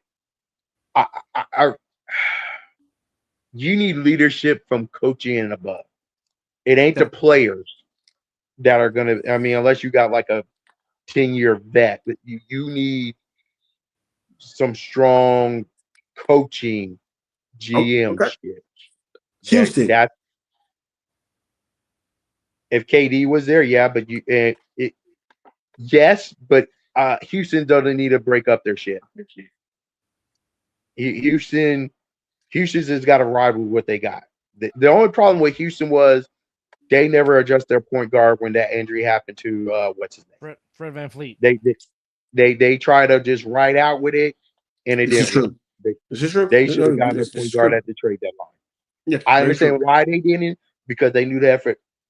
We'll see what Houston is via Fred VanVleet coming back. Okay. No, I'm just like I said. I'm just throwing some names out there. That's what like I said. Okay, I'm gonna throw one more team and just see if they can coexist with each other, because we already know he is the leader of this team, and it's Donovan Mitchell. Do you think he can go to Cleveland? No, because you have James Harden. Oh, well, I think James Harden is gone. Nah, he gonna pick up that contract because James Harden knows I ain't getting that much money anymore. I think as a player option, he's picking that up. You don't deserve. He don't deserve that much money to begin with. Hey, kid, he got a great agent. Cleveland knew what they were doing when they traded for him. Hey, I'm not disagreeing with that, but I'm just saying he ain't worth what he might be getting from Cleveland. But guess what? He gets to pick up that player option. Cleveland knew what they were doing when they traded for him. Did you in that bed? You and yeah, because you can't trade Mobley. You already got your backcourt. There's no way you're trading. I admit it. Ja may be better than James Harden. Actually, let me not do that. As much as I don't like James Harden, Dub did just read off he was 4th or 5th in assists and everything. With those bigs, I give James Harden credit. He does get those bigs the points in. And so I don't know if Ja can do that yet. I believe he can, but no, I'll leave Cleveland alone for now. No. Oh no. What Philly knows, what Philly got to understand. No, because that takes away from Maxey and Edgecombe. No, they have their backcourt already. Their real problem is A and B. Yep. No, but no. Do you want to come off the bench? Or you want to be a 6-man a la back when Bill Walton? Because this team, the process is done. Joel, you are a great player when you are healthy, and you just are like a lot of bigs. You just can't stay healthy.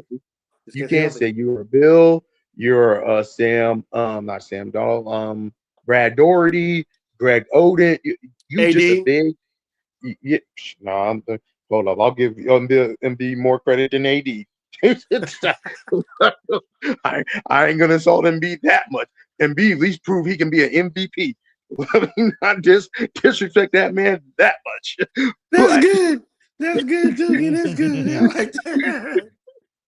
But yeah, the team, it's going to be very interesting to see what Philly does.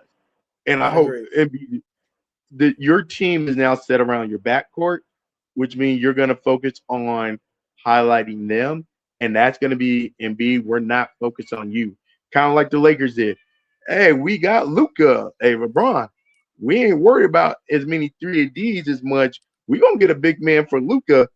And yeah, we know that's going to mess up your style, but this is the future.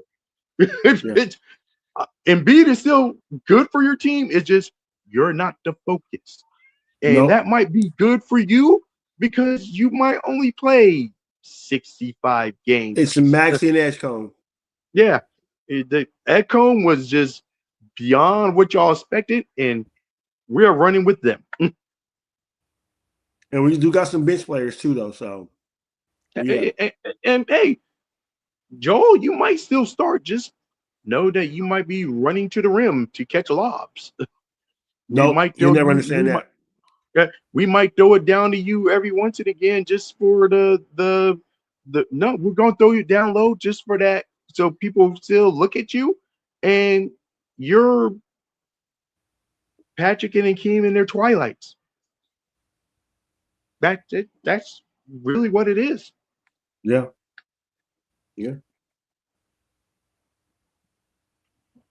So John Morant is going. Like I said, it's going to be interesting to see what happens with him. The head case of all head cases. Can he go play with Halliburton?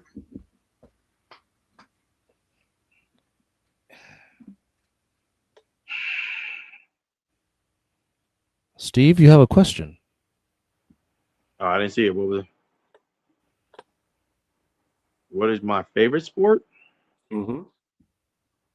Hopefully you realize by in this conversation it's the NBA, but I'm also an American who is dominated by the NFL. So I just know more about the NBA than I do about NFL. But yeah, NBA basketball.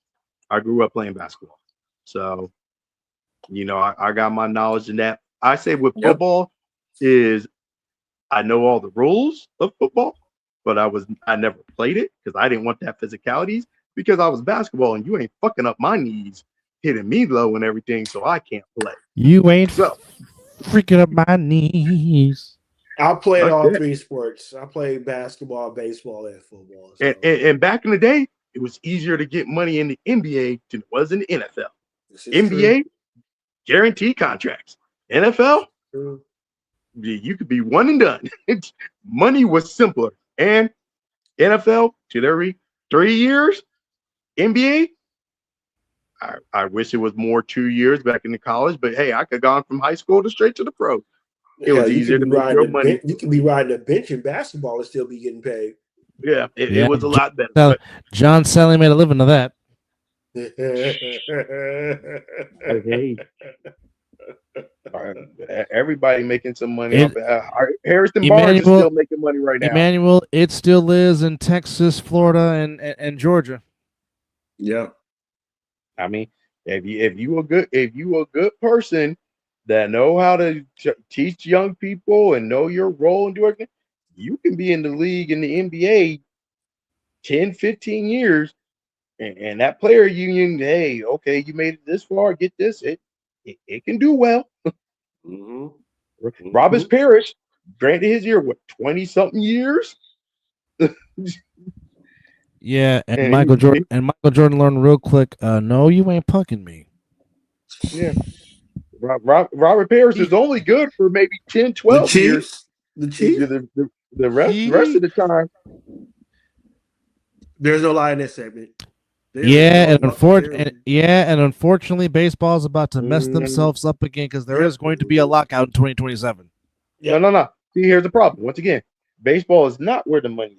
Baseball is where the money is when you were a top star in Major League.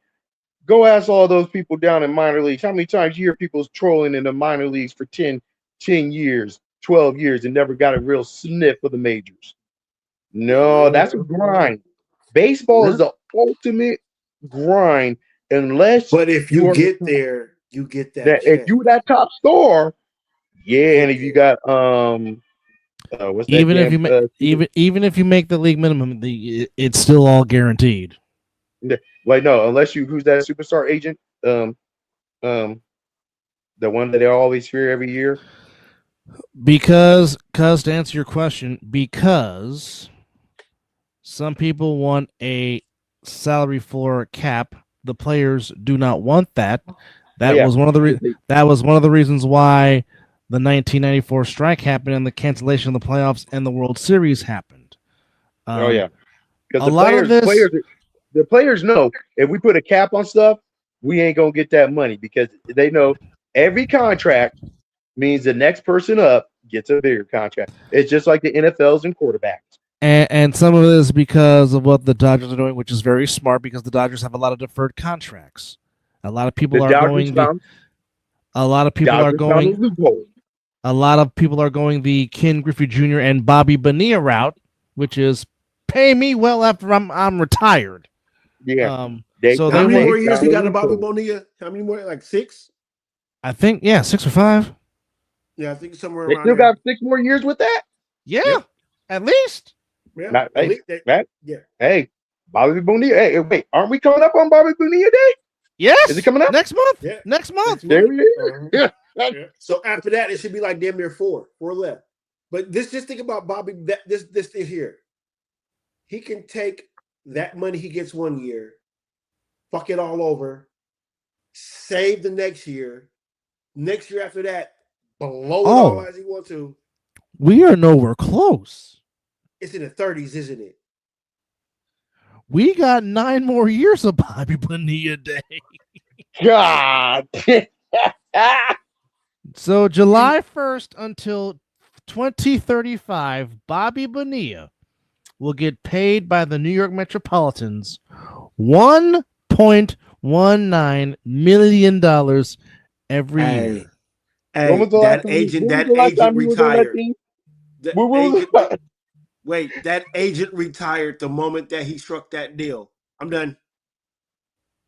Bro, I get a percentage every year. And not only that,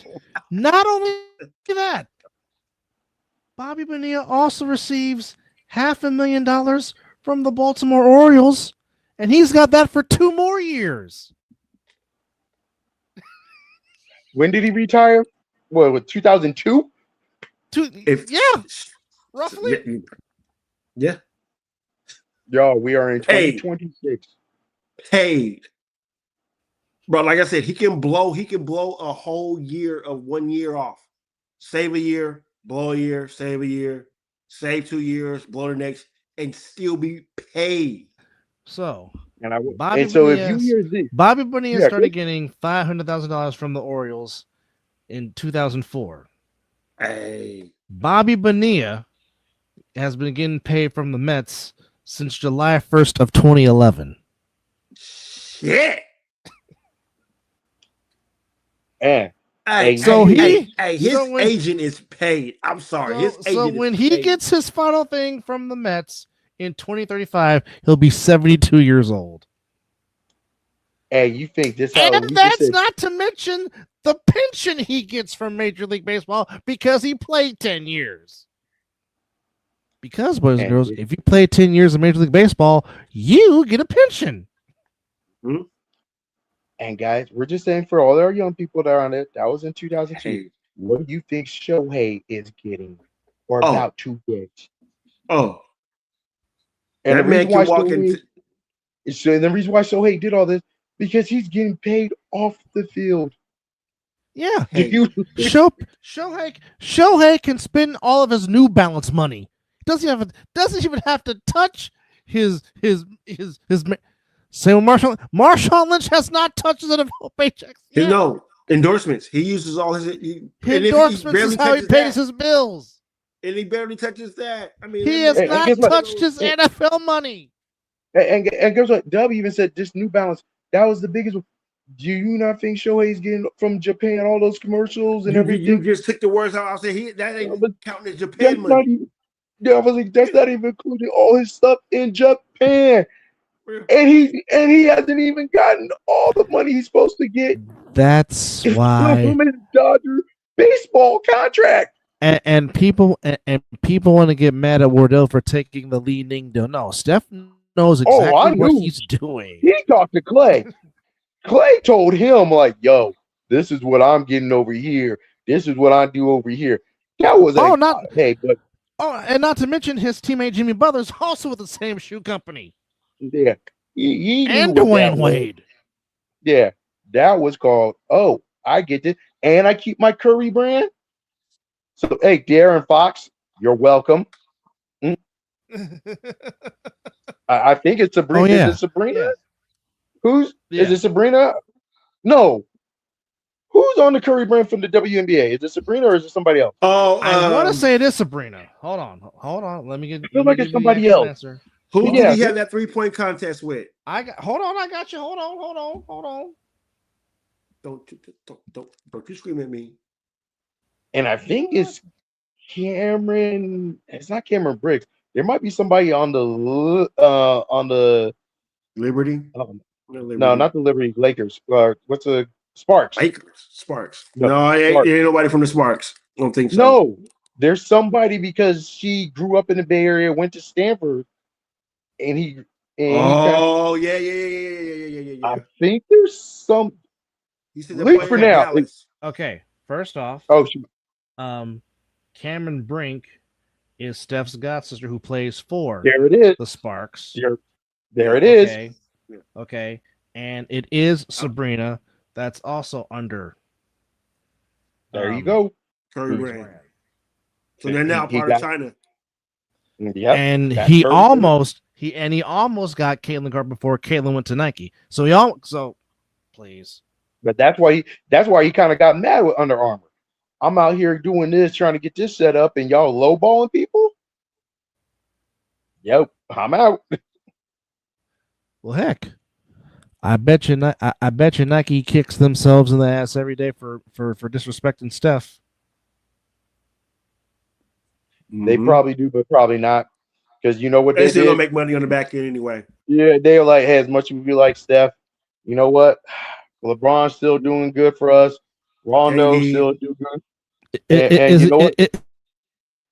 LeBron Michael, really? Do you see many people buying LeBron shoes? And like I said, Michael is still helping us. Michael, boy, Mrs. That's Jordan. The reason why he's still around. No. Michael is making money for his brand, not Nike. No. Nike gets a percentage, bro. Nope. Those Nike Air Jordans, bro. Those Air Jordans are still Nikes. Nike gets a percentage. That's right. Not the Jordan brand. You notice they ain't the Jordan brand. It's Air Jordan. Mm-hmm. Those are Nikes. Now, Michael is definitely the ones that like the one through the ones, twos, three, up to the 5. They have the Nike symbol on them. If I'm not correct. Mm-hmm. Like I said, and those are the sellers. And Mama Jordan told him, get that percentage in that company. Don't worry about pay. You get those stock options. Put stock. And Dolores knew Dolores knew what she was talking about. Yeah. Dolores exactly knew what she was talking about. Nike, and I don't know the world as well, but Nike got a couple of those big soccer boys. What was that Nike commercial that just got put out before the World Cup? All those people in that. Don't matter. They don't have Messi. Messi still trumps all of them. I'm sorry, and Adidas got them. Adidas is the big brand for. For soccer, I get that. I mean, they got Nike is like. I'm just saying. Okay, Nike. Unfortunately, Nike doesn't hold the weight of shoes like it does anymore. It doesn't.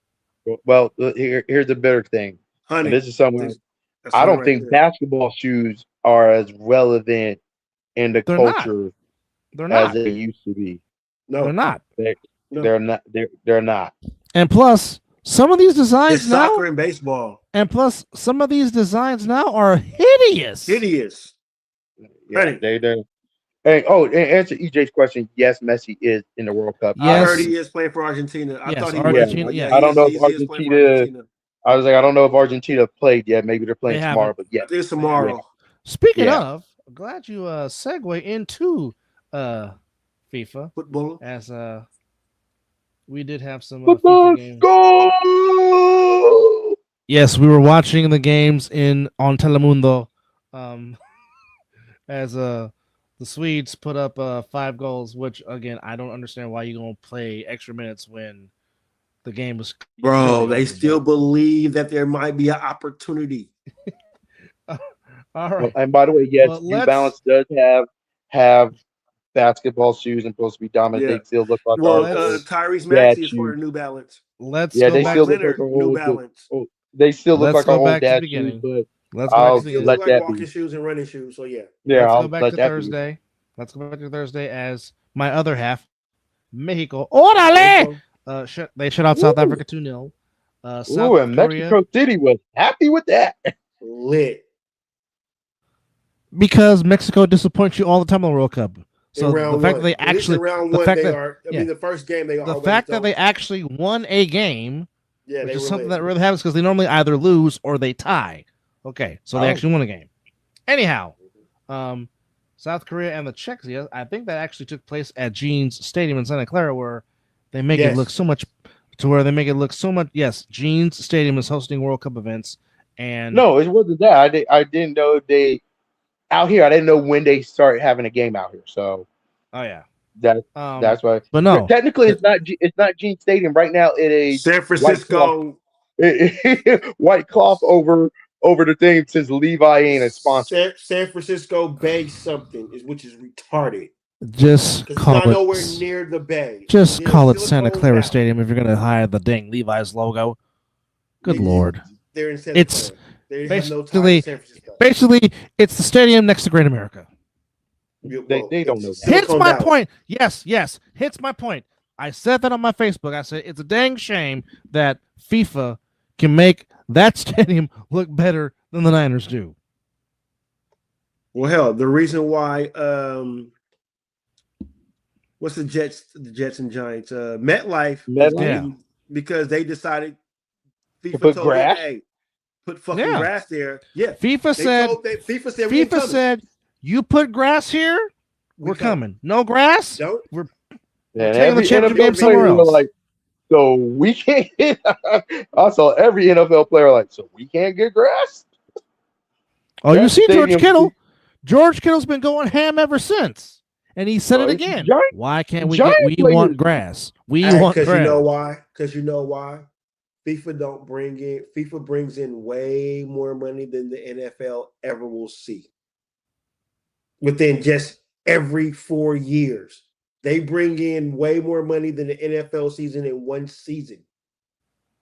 That's an interesting thought especially because I saw some of those ticket sales for places was not FIFA kind of lied and said, "Oh, we sold out and we saw the stadiums." But that's very interesting. I'm curious how that's going to work out after FIFA's done after World Cup. I wonder how much money really got generated. I'm curious about that at the end of the World Cup. Because this is around the whole. The FIFA makes money. FIFA's also getting that Coca-Cola money. Also, Absolutely. No, I want to know ticket sales. I really want to know in these U.S. stadiums. I thought about going to Levi, and Levi said, "You ain't making it, bruh." And Levi's was filled. Yeah, you ain't making it, bruh. All right. I Pretty didn't know much when the every game. stadium has been filled. Well, no. For one of them, maybe because it was a late game. Estadio Azteca is going to be filled. I mean, maybe it was a late game. I don't know where it was. The stadium was not filled. Which city? I don't remember, but they put it out there. It was only MetLife, Santa Clara, Mexico, Canada. I don't know if it was so Canada. No, there was somewhere. It was a late game because I think it was like the 7 to the clock. And they even posted on social media. This is me cracking a joke because again, the stadium sound way more louder than when their team is playing there. Could have been SoFi. I mean, that's our second home, so what we do. Well, that's not your second home. That's everybody. it's Let's just ours call it before yours.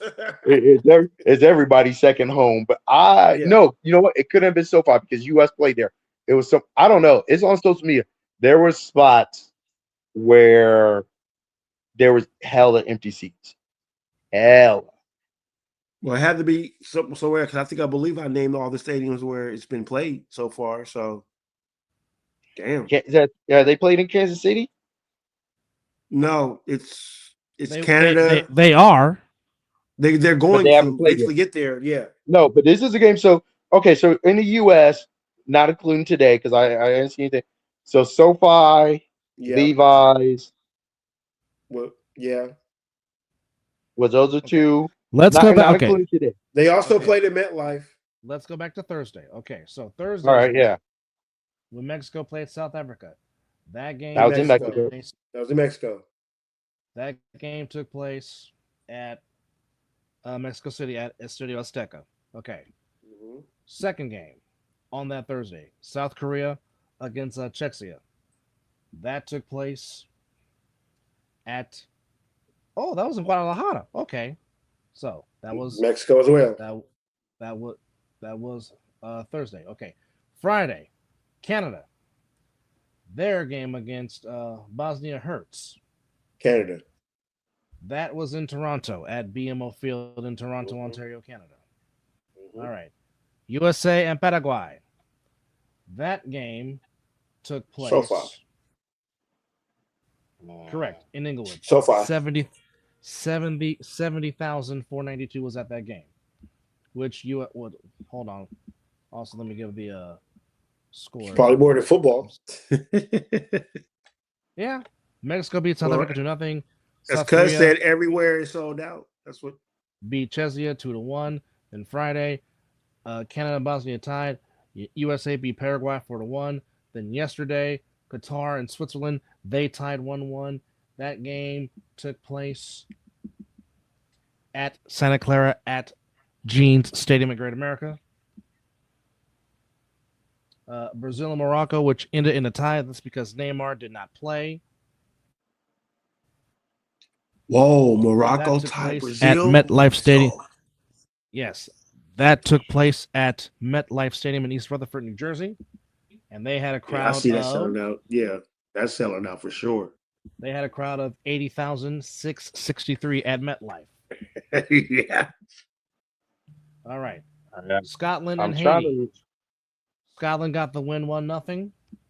That game took place at Gillette Stadium in Foxborough, Massachusetts. 64,146 filled up the big shaving cream. Then the last game, Turkey and Australia, which the Aussies won. Aussie, oi, 2-0. That game took place in Vancouver, British Columbia, in the BC Place, 52,497. Now, today, when Germany put up 7 goals against Morocco, that took place in NRG Stadium in Houston, Tejas, 68,028 attended, or 21 attended that game. The Dutch and the Japanese in a very entertaining 2-2 tie. That took place at AT&T Stadium in Arlington, Texas. You know they were sitting there. Only 69,025. Now, I don't know if they adjusted the capacity for that stadium because, as you know, that might have been the seats. You can damn near fit 100,000 people in that stadium. Yeah, that could have been. As Mizzle mentioned, Ivory Coast upsetting Ecuador 1-0. That game took place at Lincoln Financial Field in Philadelphia, Pennsylvania, 68,274. That fills up the stadium in Philly. That's pretty much. And of course, Sweden putting up goals against Tunisia, 5-1 the final score. That game took place in Guadalupe, Mexico, at Estadio BBVA, 50,958. Now we come to today's action, or later on, or Monday's action in the world. Oh, yes. So, as early as 9 a.m. is our first game for the World Cup. And it features España.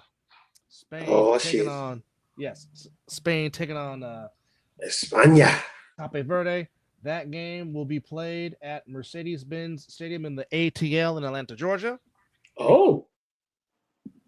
At the Falcon Nest. Game 2 at noon features Egypt against Belgium at high noon. That game will be taking place at Lumen Field in the beautiful Pacific Northwest in Seattle, Washington. Oh. The 3 p.m. game, Uruguay taking on Saudi Arabia. That game will be taking place at Hard Rock Stadium in Miami, Florida. Ooh. And the nightcap in Group G features Iran, oh boy, against New Zealand. Oh baby. That game is taking place in Inglewood, California at SoFi. Oh. Needless to say, there might be a lot of heavy security and police at There's that going to be game a lot in of Inglewood. passion. There's going to be a lot of passion up in there, boy. I tell you what. So pay attention to the Aussies and Iran tomorrow at 6 p.m. So with that, I can say if there's one stadium that could have been possibly empty was Jerry's World, because everywhere else sounds like pretty much a sellout to me. Mm-hmm. So, but it wasn't even because I've looked at the thing because I was reading this yesterday, so it's not even. I was trying while Doug was going through everything. I was trying to look, and it says something, but it won't say what stadium it is. Interesting. It's hard to say. Is it a trusted website? Is it a trusted website? I went on Threads. You're gonna have to do your research on it, but it's somewhere where it wasn't sold out, and then FIFA's trying to say, "Oh, fans rather be at the bars and do all this." What FIFA's kind of make whatever excuse. There is somewhere one of the stadiums was half empty, whatever reason it is, But it sounds like everywhere else, which I expect, I enjoy it. These places are selling out and everything. It just happened to be whatever that one game was, and I can't find out whatever. It was half empty. Okay, now this is straight from the FIFA site itself. Now there's 2 stadiums, or there's 11 stadiums that the U.S. is hosting. Obviously, Foxborough, Gillette, Mercedes-Benz in Atlanta, NRG in Houston, Arrowhead Stadium is hosting. Of course, we know about SoFi, we know about Miami, we know about MetLife and the Link and Lumen Field, and of course, Jeans Stadium in Santa Clara. So it is Atlanta, Boston, Dallas, Houston, Arlington, Kansas City, Inglewood, Miami, New Jersey, Philadelphia, Seattle, and Santa Clara. Now, only 2 places in Canada are being hosted. That's Toronto and Vancouver. Yes. And then we have Guadalajara. Of course, we have Estadio Azteca, Mexico City, and we have Monterrey Stadium. Now, what we do know is that MetLife Stadium will be hosting the championship game, and I'm going to presume the Final Four, I'm presuming. So, there you go. Now, if we're looking at... Wait, MetLife's doing the championship, or I thought it was down. MetLife Stadium is hosting. MetLife got it. I thought it was down in Mexico. No. Wow. Well, it would have probably been there if MetLife said "fuck you" and we're not gonna get the grass that you want. Okay. All right. I thought Mexico was gonna get it because it was actual. It would have been nice if it would have been in Mexico. Yeah, it's me. Although that's kind of interesting that FIFA allowed to expand it to have 3, countries, hosting it, because normally that doesn't happen. Yeah. Well, FIFA spent no expenses on this year's FIFA Cup, World Cup. Because I don't know how true this is, but I guess the official capacity of AT&T Stadium with the chance to extend seats is 70,649. I mean, like I said, I can see MetLife doing it. I just thought it was. I thought the finals was supposed to be in Mexico and stuff like that, but maybe MetLife can hold more. Now Toronto actually had a actual soccer field that holds the least capacity, 43,000. Vancouver, which is where the BC Lions play Canadian Football League. Yes. Which actually is a very nice facility. They hold 52,000. So, can we get to scheduling, please? That's where we want to go. Scheduling, please. Thank you. Let's go. Okay. So it says that AT&T Stadium in Arlington will host the most matches of any venue with 9. Okay. MetLife will hold, as we just mentioned, the finals on July 19th. The United States will host 78 matches, including the quarterfinal stage onward, while Canada and Mexico will each host 13.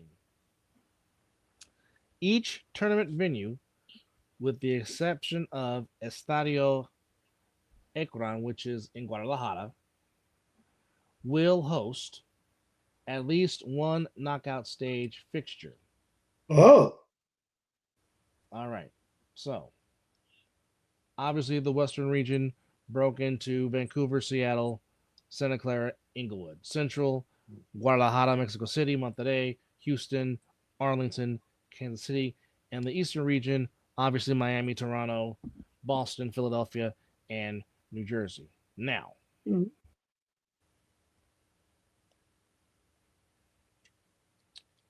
the knockout stages will be in late June.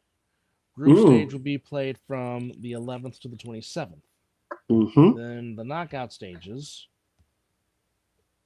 will take place, as we're scrolling, and doing some more scrolling, will be single elimination starting on June 28th.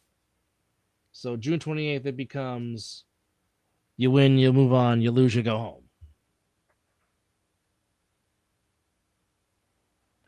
If the scores are level when normal playing time expires, 30 minutes of extra time will be played. If still tied at the end of extra time, it goes to a shootout. Shootout, yeah. I mean, group stage, they're not worried about it right now, but once it gets down to the nitty gritty, they're going to do shootouts. So how they have this set up is, so July 1st will be the last game in Santa Clara. Then you go on to the round of 16. Oh, we're going to have 4th of July World Cup soccer. Okay. So Philadelphia and Houston will host on July 4th. On the 5th, it'll be East Rutherford and Mexico City. On the 6th, Arlington and Seattle. And on the 7th, Atlanta and Vancouver. Now, hey, wait. What teams? What cities are doing July 4th? Houston and Philadelphia. Philadelphia makes all the sense. But it's very interesting. Very interesting that's going to be a 250 celebration. That's a city I wouldn't even want to be in with everything. Philadelphia for the American 250, and you got World Cup. It's where the country got its foundation, so it makes all the sense. Where for to be in Mexico? No, on the 4th of July, they're having the round of 16, one of the games in Philadelphia. You got parades, you got fireworks. I would not want to be. That day's going to be busy. that day's going to be busy. That's wow. It's on a Saturday too. So there you go. So I might have told if they couldn't even handle a Super Bowl parade. Hey, we ain't doing July 4th. You're gonna have to hold off. This is our big celebration. Sit your ass down on July 4th. So the quarterfinals will be July 9th through the 11th. July 9th, one will be in Foxborough. July 10th, one will be in Inglewood. July 11th, we'll have 2 matchups, one in Miami, one in Kansas City. Now, semifinals on July 14th. One semifinal will be in Arlington at Jerry's World. The other one will be July 15th in Atlanta. And of course, as we said, the championship game will be July 19th in East Rutherford, New Jersey. And the match for third place will take place in Miami. I wonder why Vegas didn't put their hands in it and play that Allegiant. I don't know why either, because I mean they've had they got grass. They have had soccer matches before, and it has sold out every time it's been mentioned. I don't know. I figure like you could get more people into Vegas than Miami. Well, not to mention Vegas definitely has the hotels to cover everybody. Hey, you know what? Miami is like, hey, we got that international superstar. Bring them out. Yeah. I wouldn't be shocked if in the next 4 years it'll be played at Allegiant. Well, we know this. Allegiants have, well, like I said, in January, college football national championship will be at Allegiant Stadium. 2028, the Final Four will be at Allegiant Stadium. Super Bowl 63 will make its return back to Allegiant Stadium in February of 2029. So, I mean, wouldn't be shocked if you can sprinkle in a WrestleMania in between there. Or the Royal Rumble, or SummerSlam again, or the Survivor Series. I think WWE is going to spend a lot of time in Vegas now. Yeah, supposedly they're supposed to be building a performance center here in Vegas. There you have it. And you're going to get some kind of form of a show out there too from them. Because I know UFC has a training facility out here, so it wouldn't surprise me. Which looks pretty nice. We've driven past it. Looks pretty nice. Well, I've driven past it when I was out there. You know what? Hey, superstars choose the East or the West Coast. Florida, no taxes. Vegas, it's Vegas. No taxes. And no state tax. No state tax. No state tax. Okay, never mind. It's equal footing. You're going to deal with heat no matter which way you go. Absolutely. Get I your don't money. know whose houses are cheaper, but do you want dry heat or do you want humidity?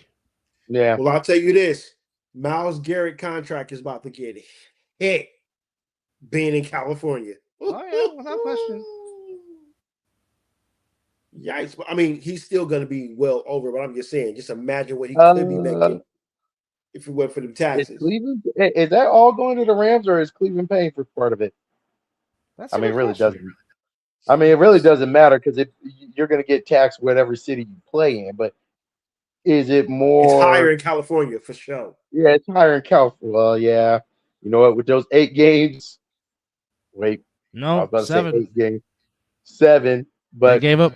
They gave up a home game to go to Australia. They gave up to go. But no, I'm trying to figure out how many games they're actually playing in California.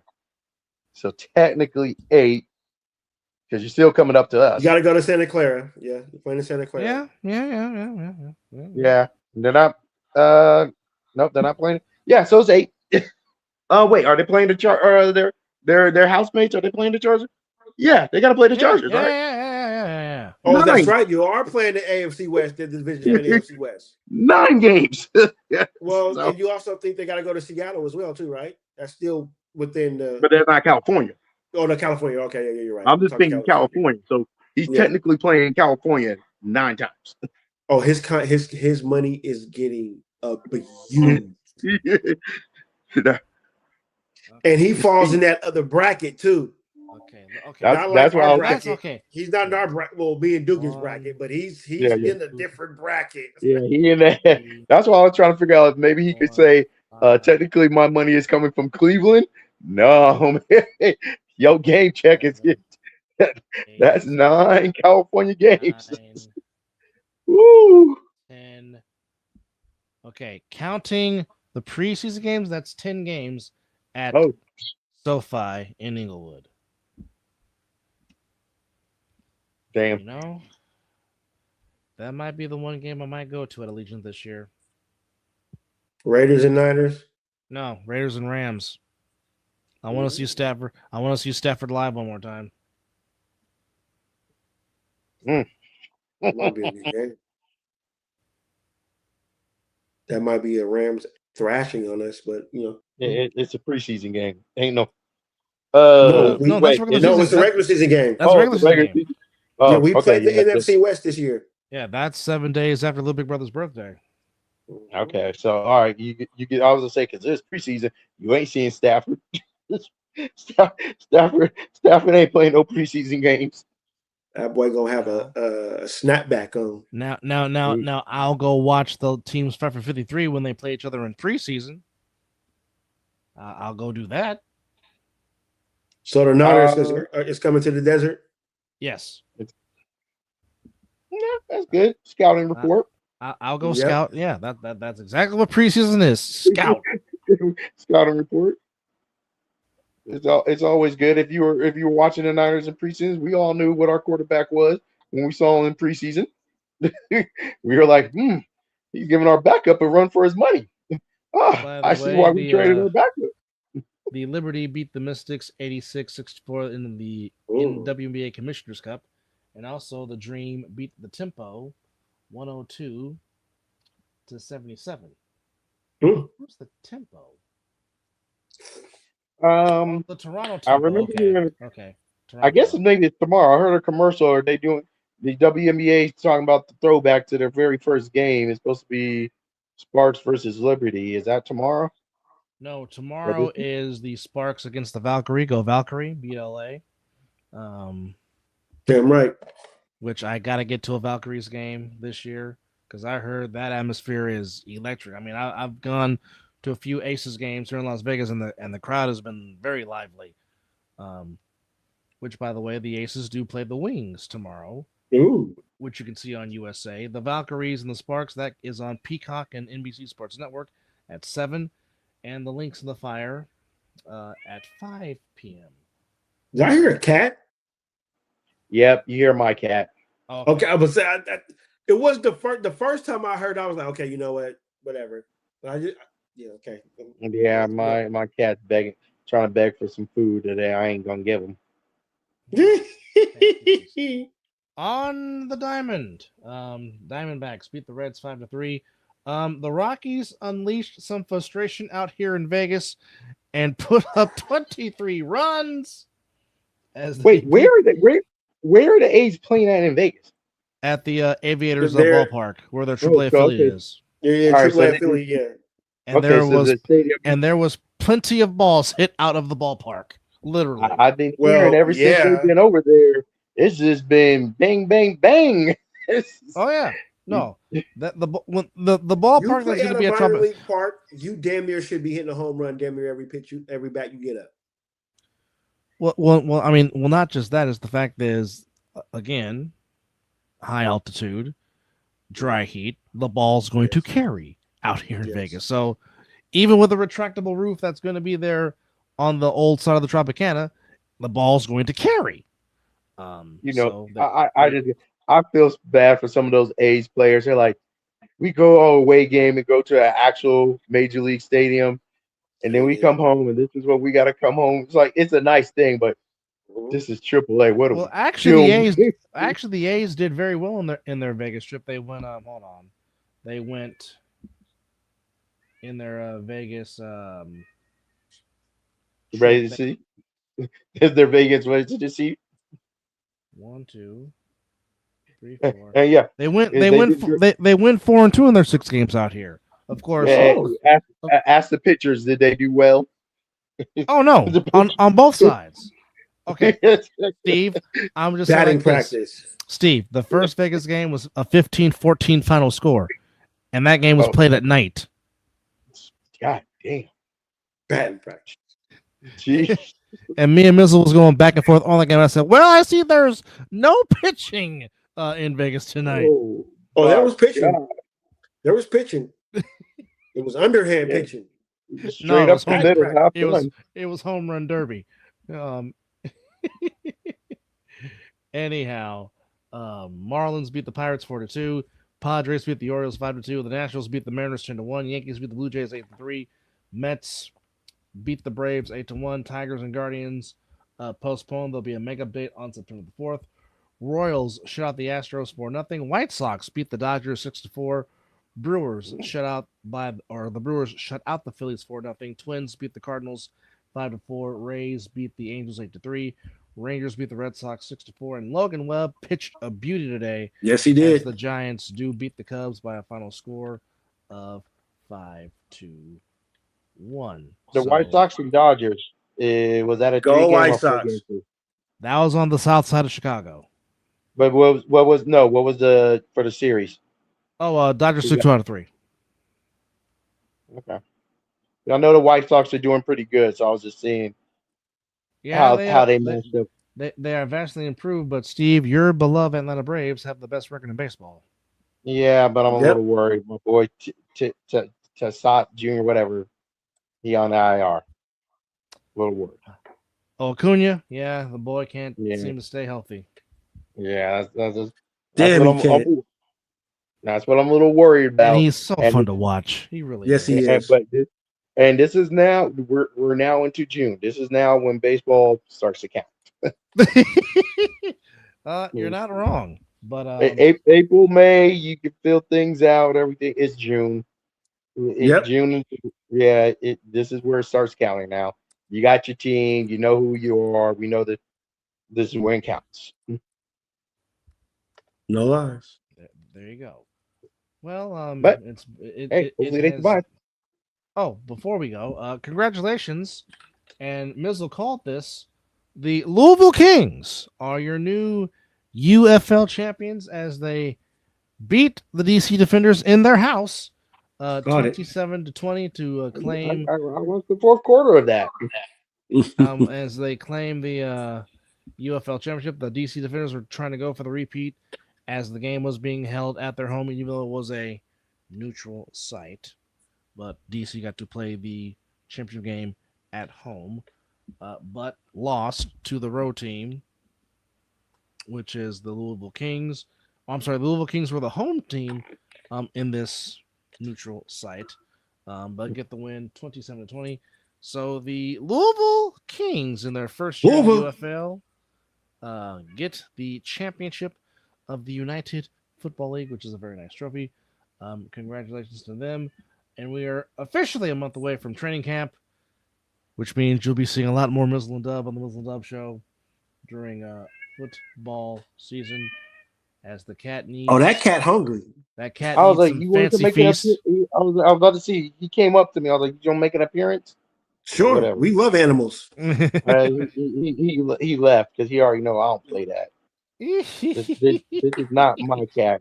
I see you have your cat relationship like I have with my dog.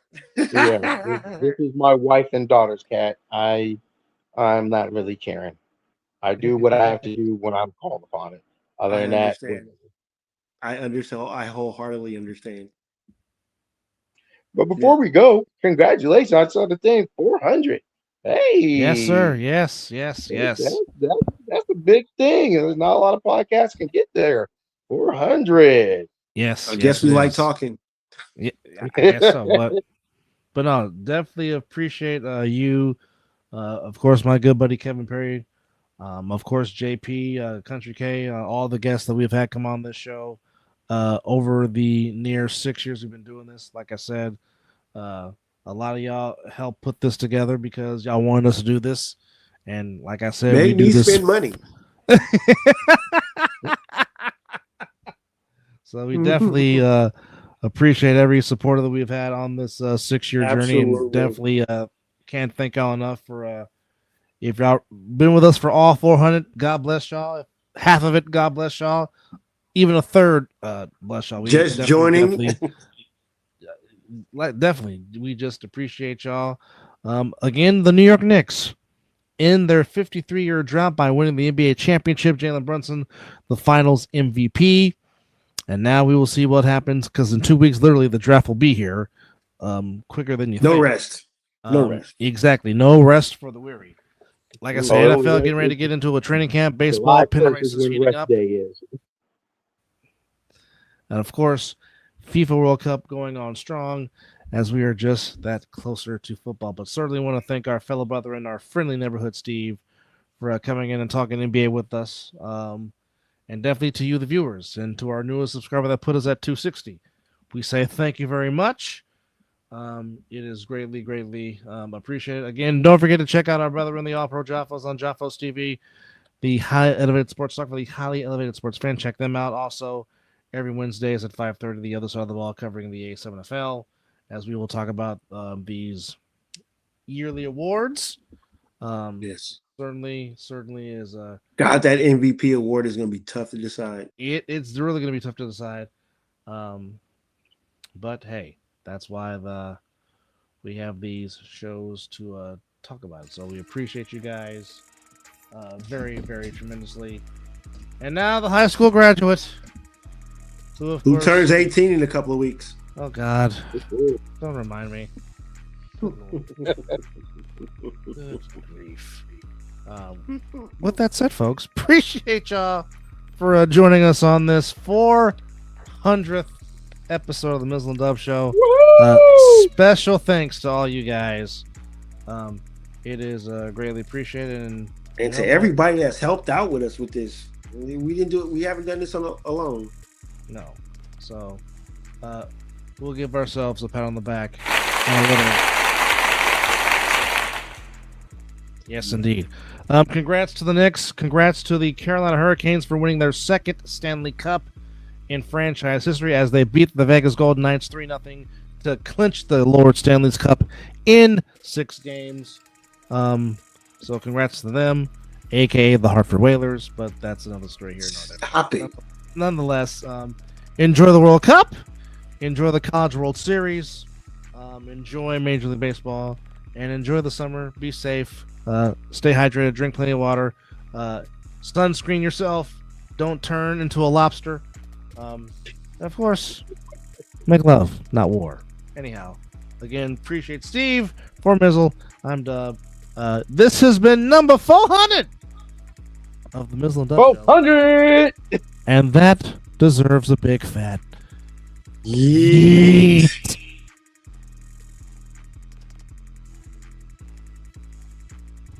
And another big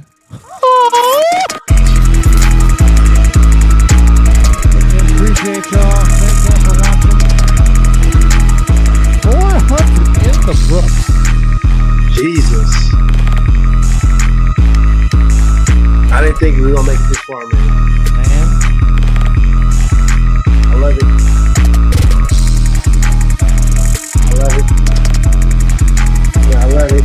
And again, special thanks to Josh Bruneda for making this wonderful banner, logo, all that.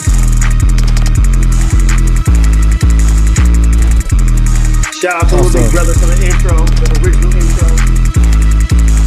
And to 17KD for making the super dope beats that he makes. But more importantly, to all of you, the viewers, we thank you. Thank you very much.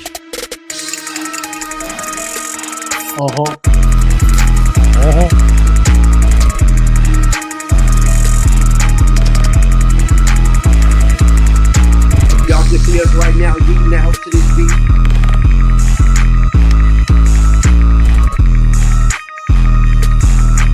We have been doing for the past. Yeah, this has been our outro for all 400 episodes.